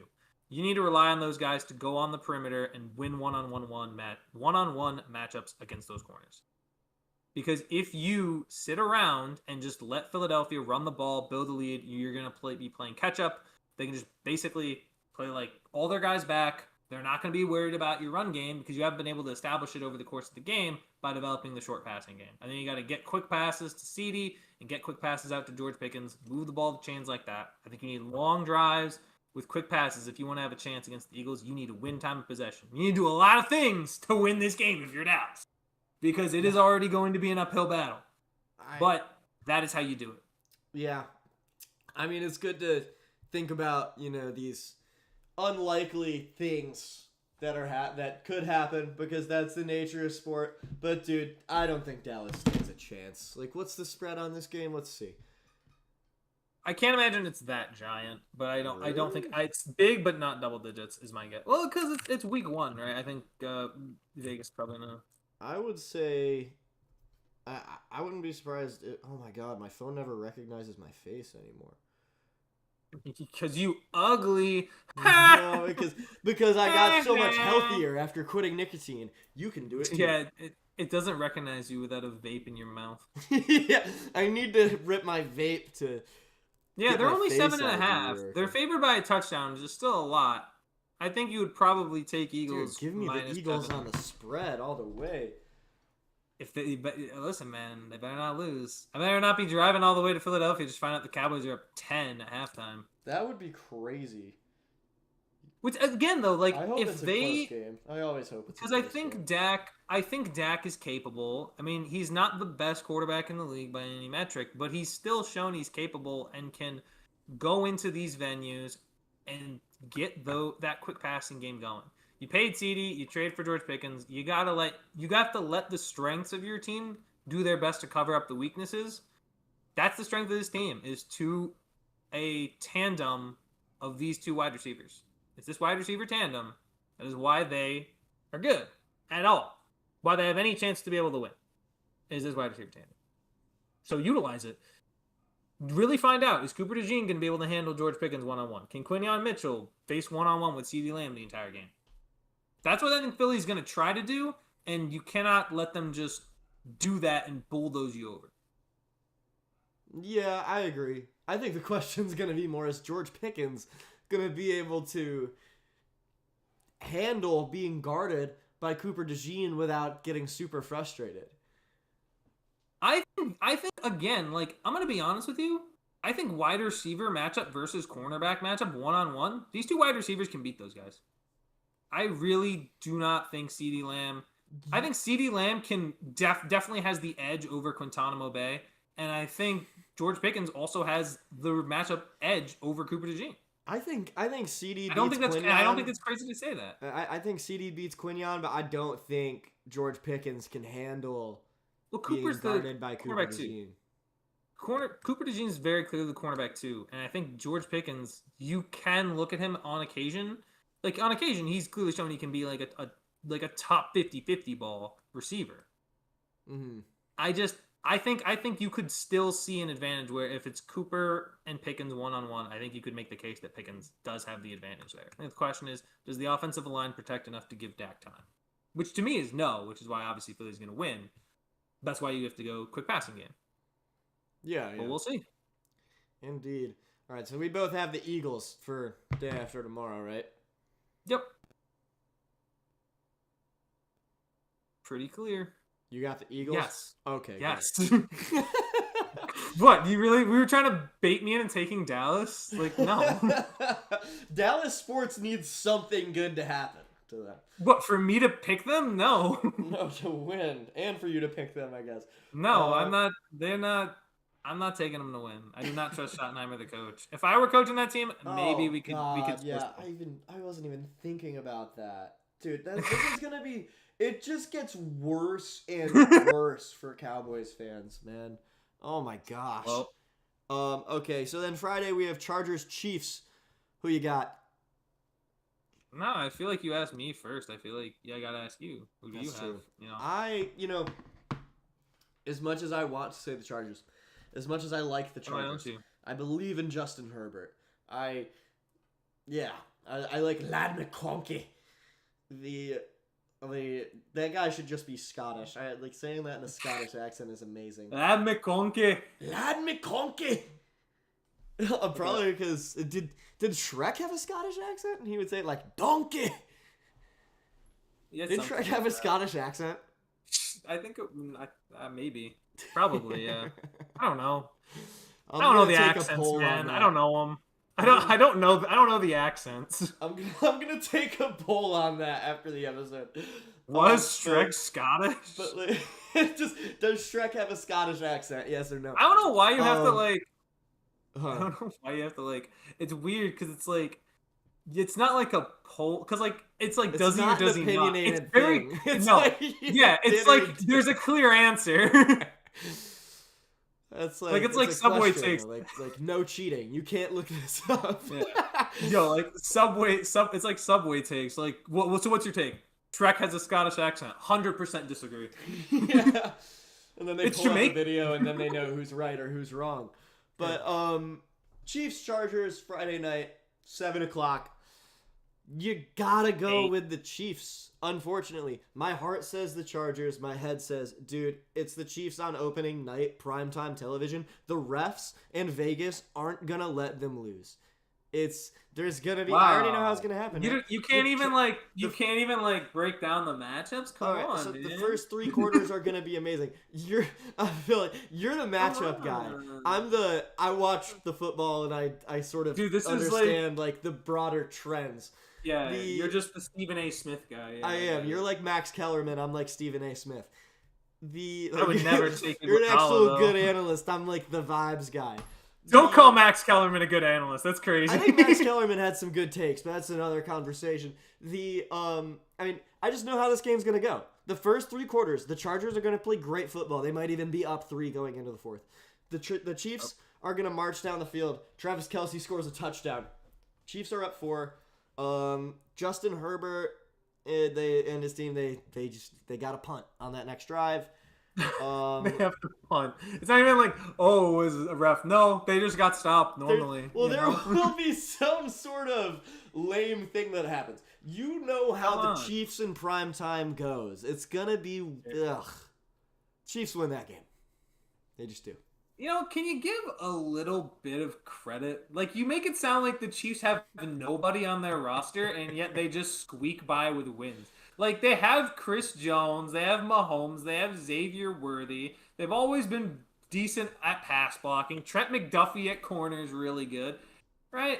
George Karlaftis is also a solid defensive end. I believe he had double-digit sacks last year. Like, it's not a team of bums that's just being carried by penalties. I think they come out and they actually shock a lot of people. I think they'll come out and win by double digits. Shock a lot of people. Oh. I think they're going to shock people in the way that they win, because the expectation is that Kansas City's dynasty is finally dead. I think they're gonna shock people. I think they're gonna put the belt to the Chargers a little bit in week 1. I think they're gonna shock some people. I don't think the dynasty's dead, but I think the game's competitive. I think Thursday night we get a blowout in the Eagles' favor. Friday night we get a narrow Chiefs victory. They're gonna win by like 4 or 7. Man. Yeah. Here come the Chiefs. Here come the. How about those? Here comes Lad McConkey with the offensive pass interference. I don't know, man. I think Trent McDuffie's gonna have a. I think Trent McDuffie's gonna make McConkey's day a little rough. My opinion, but I think Trent McDuffie's an underrated defensive back. But I mean, look, it is what it is. But like, I hate this. Like, man, like there's so many. Like, there's Nick Wright, an analyst here, who is like a Chiefs like diehard. Like, will constantly pick the Chiefs in anything, no matter what. And then there's like the rest of the media, which is like, guys, the Chiefs dynasty's dead. It's over. It was, and I'm like, dude, they got blown up by Tampa before too. They're not just gonna go away. Like, They'll still be around. They ain't going nowhere. They might not win the division. There's a chance they might not win the division because the coaching is better now. But still, they're not like, come on. They'll be fine.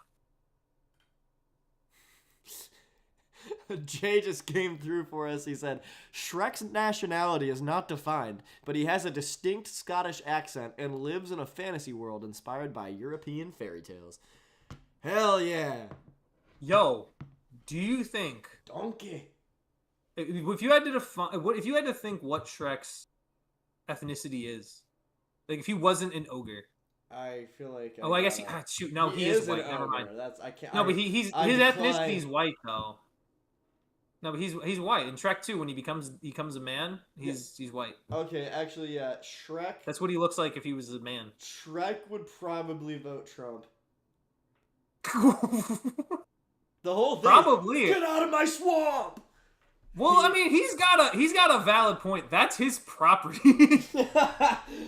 I guess that's they true. all invaded. They're just imagine if like 150 strangers were just randomly on your lawn one day. It's like, okay, yeah, like you're being hunted down, but this is my lawn. That's pretty screwed up. So, This or is my lawn, man. maybe the story of Shrek is in like it's a complex metaphor for how much Americans hate immigrants today. Is that really what you gathered when you first watched the Shrek movie? No, I'm gathering this right now. Back when it released in 2000. This movie was ahead of its time. No, because Shrek, in this thing, Shrek isn't even an ogre in actuality. This is just how the people that are invading his swamp view him. They're looking at him like a zoo exhibit. Like some horrible person. They're all horrified of this ogre. He's not even an ogre. He's just a guy. Yeah.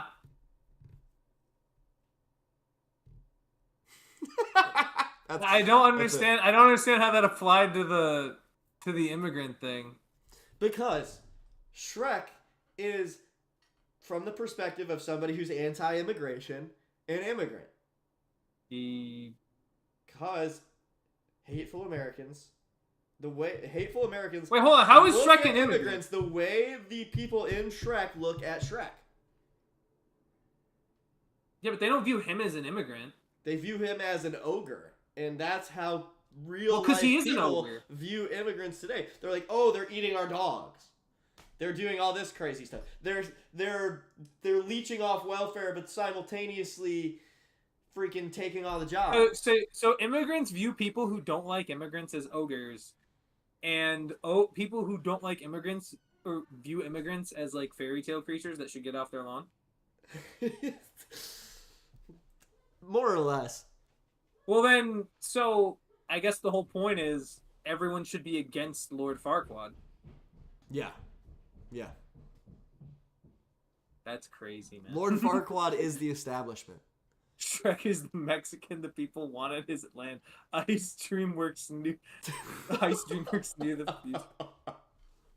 Wow. Well, wow. I mean, I don't. It's interesting. It's definitely a way of interpreting the text. Let me know what you think in the comments below. Dude, that's got to be like someone's got to write an essay on that. Heck yeah, I might. How Shrek perfectly reflects today's political climate. Do you got to go through all the Shrek movies and explain how they're all allegories to today's political climate? Every single one. Hell yeah. He's an ogre.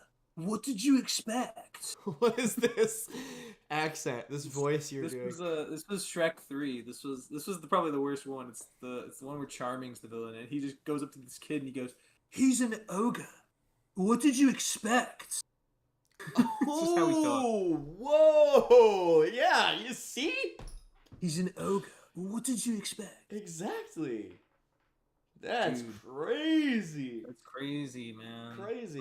Crazy. Dude, that's crazy. This all started from Lad McConkey, too. Shout out to Lad McConkey. Shout out to Lad McConkey. His real name's Andrew. Oh, what? But Lad's way That's better. a little depressing. His real name's Lad to me. Okay, that feels like a fantastic... Your real name's George. Yeah, that's true. What are you talking? You're depressing. Your real name is George.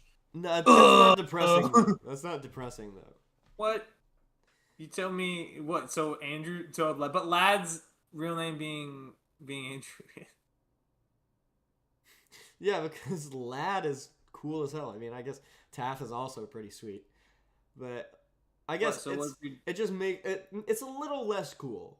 You know, it's like when you call Sauce Gardner Ahmad Gardner. It's stop it, give him his sauce. Yeah, but like he has to earn it. Do you know he didn't make the NFL Top 100 this year? Neither did Garrett Wilson, by the way. Sauce Gardner and Garrett Wilson didn't make the top 100? Nope. That's weird. It's apples to oranges, bro. It's more of a popularity contest. Phil, your aunt says, well, these are the players as a voting. MAGA, your Uncle Mort wants to know where this is going. He has drunkenly said, "Make America great again," 50 times. I don't have an Uncle Mort. Stop acting like your family doesn't exist, Phil. I don't have an Uncle Mort. Uncle Mort, I'm sorry. If you need Phil's address, I can give it to you. Do not. No. I'm not gonna actually. I don't know your address. Asking you right now. Right. I just know where your house is. Right. I just know how to get to your house. Got it. That's insane. But you're saying you want to know where this is going.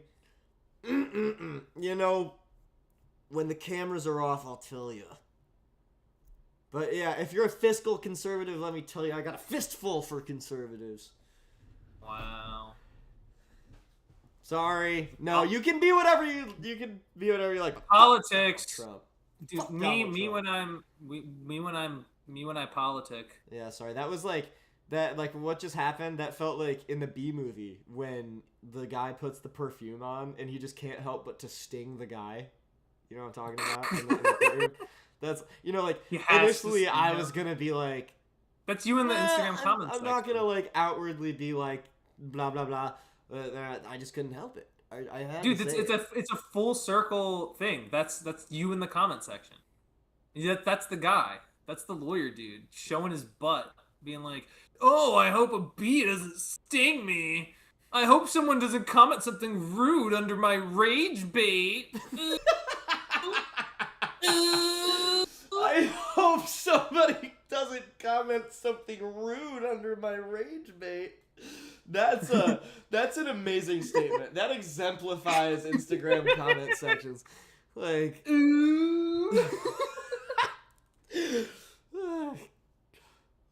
Jay says Uncle Mort was thrown out the family dinner. I think he said family dinner. Thrown out the family for showing up drunk to Thanksgiving.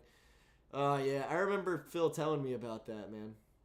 It's crazy. Yeah, I sure did. I sure did tell him about crazy that. Uncle Mort, man. Not a real person. Not a real person. I'm pretty sure he is, folks. He's Not from New Jersey. I do not like this. All right, I think we're getting to a point where we're just devolving into mania. Yeah. Are we gonna do these? Are we gonna do the NFL games? I have homework to do, but I'm not in a hurry. Well, I should be in a hurry to do it. You have homework. Yeah, look at me. I'm educated. We can. Look at me. I'm Tony Bologna. We can probably do it this weekend. Do my homework. We can do it this weekend when we're before the. Yeah, we can do it on Saturday night. Yeah, for sure. Boomski doomski. All right, people of Earth. Thank you for watching. We're at an hour and 44 minutes. This is the longest episode in a minute. I liked it. Well, we needed to make up for that time Xfinity decided, That's true. I feel like somebody. I really feel like we're back.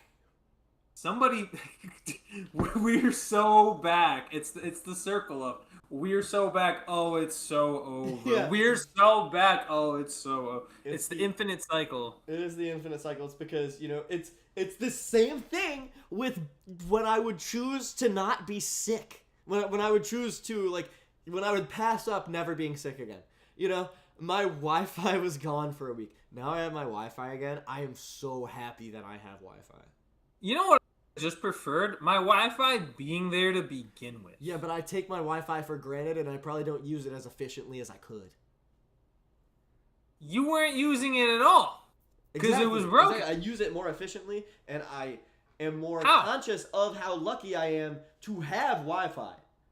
Okay, hold on. But this is a real question. How do you use Wi-Fi more efficiently? Like, seriously, answer me the question. You do your homework. You read, rather than just doom scrolling TikTok or Instagram. You write. So you're telling me you're not gonna do that? Well, I do it less. You're gonna do it less. And So I you enjoy it. I'm more conscious when I'm doing it. I'm calling your bluff. I don't believe you. Jay says, that damn internet. For real, man. I'm sick of it. Yeah, that internet that wasn't even working. Yeah. But alright, You had people. just not been taking a nap.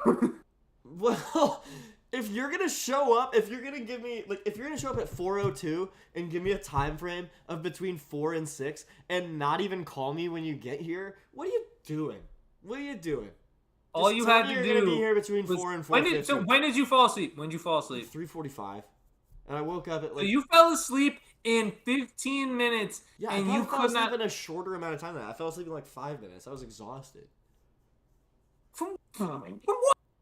What about it? I also, this might be a hot take. I think naps some of the most useless things that you can have. I think naps are so useless. No. I have taken 0 naps in my whole life. There's no way you've never laid down for a nap before. I only sleep on car rides. That is it. That is those, and those don't even count as nap. There's me sleeping in the car ride. I do not nap. It is so useless to me. Because you know what it does? There's never a good time for it. There's never a really good time for a nap, because then you're just up too late. Are you kidding? When? Well, you don't know how to nap then. This is How long was your nap? This is how you nap. How do you nap? You nap for 30 minutes. You set a timer for 40 minutes. Well, that's a waste of time. You said You're not gonna. What do you mean? Nothing changes. The way you Nothing exist. changes. If you when we're tired, we Nothing can't changes. do things as well. We can't enjoy our lives as much. I set a timer for 40 minutes. That makes the next 6-7 hours of my life so much better. It makes them more than bearable. It makes them good. I would rather be. Are you getting energized energized from 30 minutes? Hey. I would rather subtract 40 minutes from my day and make that 5 hours and 20 minutes actually good, and I can feel like I'm giving it my all in that 5 hours and 20 minutes, rather than 6 hours of feeling out of it. Like, that's a more than fair trade-off. How are you out of it though after like not even the full day? Because that's what I don't have get. a long day. I wake up early. So do I, dude. I don't get sleepy, and I don't like. I'm not one of those people that comes up and has a coffee in the morning. I don't. Do you drink coffee? No. Okay. Well, I know you. I know what it is. I know what it is now. What is it? It's your nicotine withdrawal. Your nicotine withdrawal is what kept you No, up. And I've stopped you from always taking been a naps. big napper. I will say that I take less naps Unbelievable. now that I've quit, but Unbelievable. I tell you, man, naps. I tell you right now, you can be. I'm a strong-willed man. I don't need no nap. I don't need no nap. Jay says, Phil, gun to your head. You taking a nap or crystal meth? Honestly, probably a nap. Oh. Look, man. I've seen what that does to people. I am not touching that thing with an infinitely length limbo pole. You could not. I would much rather just take a nap. Freaking loser. But I wouldn't even like to. I'd like to fake it. I'd like fake being taken a nap. Be like, honestly, I don't know, man. It just seems. It seems like I never need it. I never really need a nap. You've never experienced the benefits of a nap. I've never needed the benefits of a nap because I'm not never, tired. It's like saying I don't like. Yeah, but I'm not sitting here like Brussels sprouts, and you haven't had them since you were like 7. Yeah, but I'm not sitting here like exhausted. You know what I mean? And even then, like nap time in like school was meant to like mostly calm down like hyperactive children. Mm-hmm. That's what it was for. It wasn't meant for you to actually get rest. It was for you to just Dude, people take naps. Like, people that aren't in daycare take naps. Yeah, and I think it's weird. If I was on Subway takes, my hot take would be taking naps is weird, and you really don't need to take naps. That'd be my hot take. And I don't care how many people are wrong with me. I think it's crazy that so many people can just sit there for like take a half hour. Some people take 3-hour naps. People take half hour. If you're taking a 3-hour nap, that's just weird. That's kind of, I don't want to be mean if anybody listening is taking a 3-hour nap. You got to get it together because that's kind of that's bummy. You gotta. That's bummy. Because if you look at your sleep cycles, all you need is it. So you get rest, but you don't enter REM sleep if you are asleep for 30 minutes. This is why I set my timer for 40 minutes. It takes about 10 minutes to doze off, and you like barely. It's like you get if we're looking at how deep your sleep is, like you're jumping into a pool. It's like you get knee deep in sleep. You get knee deep in sleep, but sleep. That sounds like a indie rock album. Or I've never understood the concept of naps. I know so many people who take naps. I don't. It does not. It's not. I don't understand it. Like I'll just be like, nope, can't sleep. Not gonna do it. I will say, ever since you suggested that I have an energy drink instead of taking a nap or doing both, I've been doing that, and like, dude, I got I think less than 6 hours of sleep last night because I kind of killed my sleep schedule over Labor Day weekend. I was really tired, for most of my day. Worked 9 to 1, then then I went to class from 2 to 3:20. Got a good old C4 energy drink after class, and then drank it while I was at the gym. And dude, I'm locked in. Shout out to energy drinks. Yeah, but again, I don't today. No coffee, no energy drink. Just woke up probably around, let's say 6:30ish. Woke up, showered, went to work, did all the things, and then boom, went to work, did all this, set this all up, and look, man, it's I'm gonna be running around a lot at work too, running out to do random tasks. What do you do? Do you drink milk? What? You think my job is drinking milk? No, I don't think it's your job. What's your secret? What's my secret? I don't know. I'm awesome. I don't know what to tell you, man. You don't need naps. You just don't. You don't. Honestly, I'll tell you this right now. You can convince yourself. Your quality of life will improve if you start taking naps. Just absolutely not. I will if not. If you're ever feeling tired, I will not waste a half hour. First of all, also by the way, the reason I sleep was not just to regain rest. The reason I enjoy sleep so much because I can dream up basically whatever I want. That's what makes sleeping so awesome. That's what makes it so underrated for me because I'm a great dreamer. I am great having dreams. I am dripping in REM sleep. I am doused in REM. I think I got REM on my sleeve. I got REM on my sleeve. I got REM on my head, from my head to my toes. My head, shoulders, knees, and toes. My arm. Drenched in REM. And I'm going to tell you right now, 30 minutes of sleep, there's no REM. So why would I bother? Why would I bother with no REM? What do you mean? That's just wasted. I don't know the science. Maybe we should. I'm gonna meet somebody at Temple that studies. That's what's the study of sleep? Do you think that would be in the field of neurology? Probably say some sort of psychology or something. We'll invite somebody on the show to argue. I'm gonna tell you right now, I don't need naps. I'm convinced there are people as you say, every single person benefits from naps. I disagree, because I do not take naps. I am balling. I've been balling for 23 years. Had a nap. Yeah, you've been bawling your eyes out. What?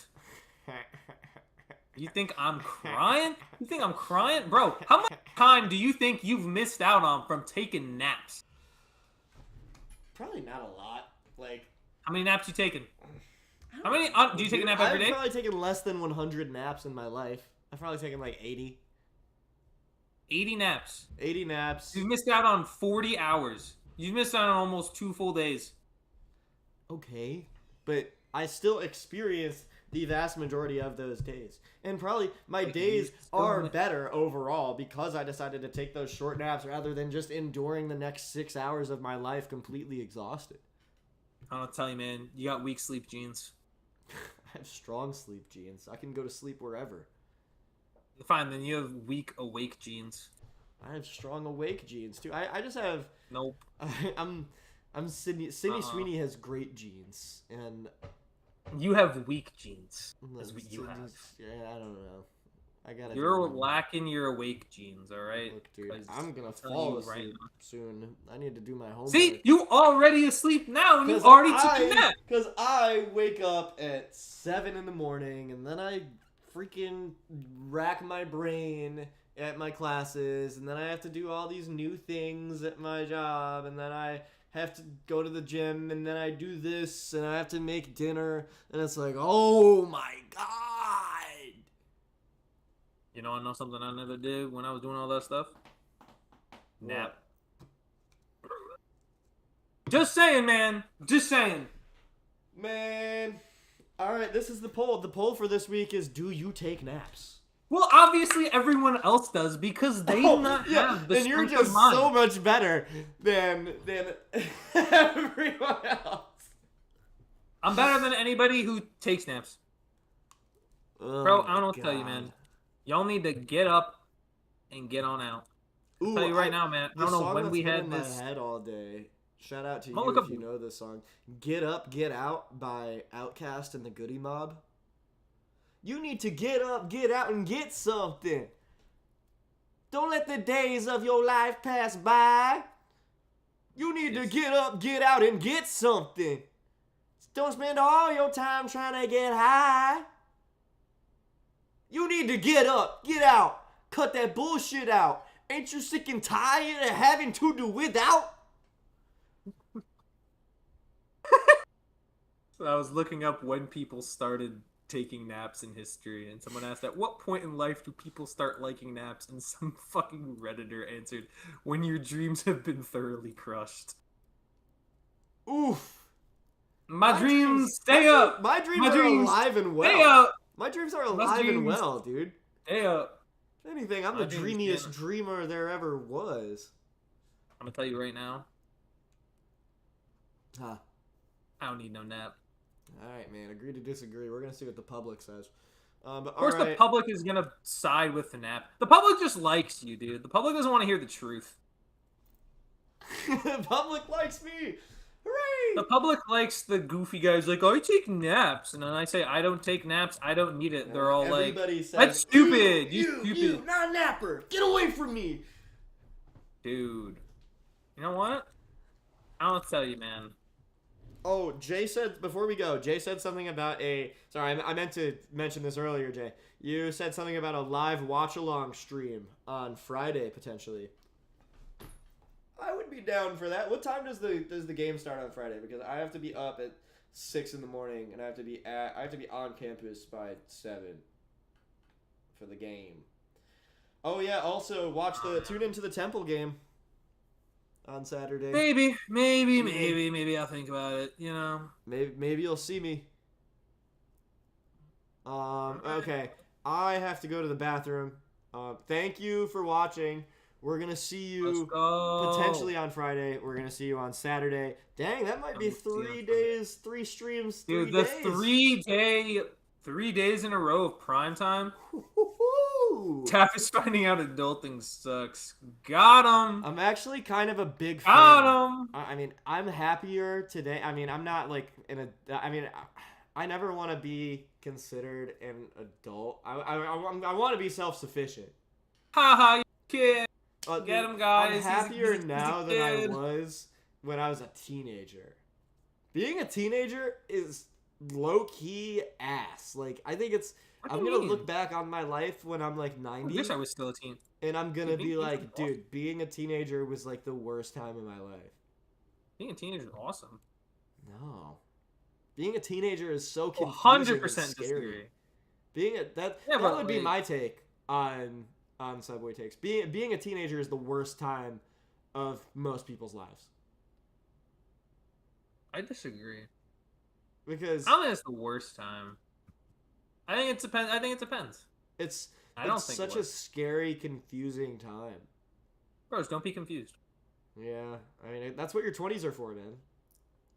You figure Yeah, yourself but like out. imagine you're if you knew what you knew in your 20s in your teenage years. I would have a great time. Yeah, exactly. So it just depends on when people know what they want to do in their teenage years. Like, okay, my Yeah. teenage years are gonna be awesome. Teenage years. Jay says teenage years are nothing but peer pressure and anxiety. Exactly. And I didn't have a lot of anxiety in my teenage years. It was more like sadness and. You had that Dochi song, dude. You had a case of the Dochi song. Somebody's watching me. It's my anxiety. That song sucks. Yeah, dude, that came on during my workout earlier today, and I was like, I was pissed. You had it come on during your workout. You killed my vibe. Came on because I had it on your headphones. I had it on autoplay. I listened to this one Rico Nasty song. Who Want It? It's called "Who Want It" by Rico Nasty. Great song. Let me type it in chat. Oh my gosh! And now, yeah, I can't believe you got Dochi. Dochi's anxiety. Well, I skipped it. Come on, I'm not stupid. But I know you listened to it. You listened to it for even a second, dude. You know you listened to it for at least like 5 seconds because you think it's. Yeah, I was like, please. You didn't have to cut me off. Yeah. Yeah, somebody that I used. That's the worst part about it. It's basically like Rickrolling but evil. Yeah, it is evil Rickrolling. But okay, people, I must go. I need to write this absolutely electric discussion post. We will see you on Friday at the earliest and Saturday at the latest. Philip White, do you have any parting messages for the people? Stop taking naps. Keep taking naps. We'll see you in You don't need them. 4 It's days. been your boy. It's been Phil. It's been Taff. On prime time with Taff and Phil. You know, how do you expect me to answer in that rhythm? Because I don't know, every time I'm doing my end, it's like... But you're supposed to go first. It feels like, because it's I'm prime Carly, time with and Taff. I'm Sam. Yeah, exactly. This is iCarly. Yeah. What do you want it to be? Do you want to go first? Yeah. Because your name comes first. I'm Taff. And I'm Phil. And this has been Prime Time with Taff and Phil. See? It was super easy. That was brilliant. All right, people. Enjoy your nights. Happy footballing. And happy living. Don't commit suicide.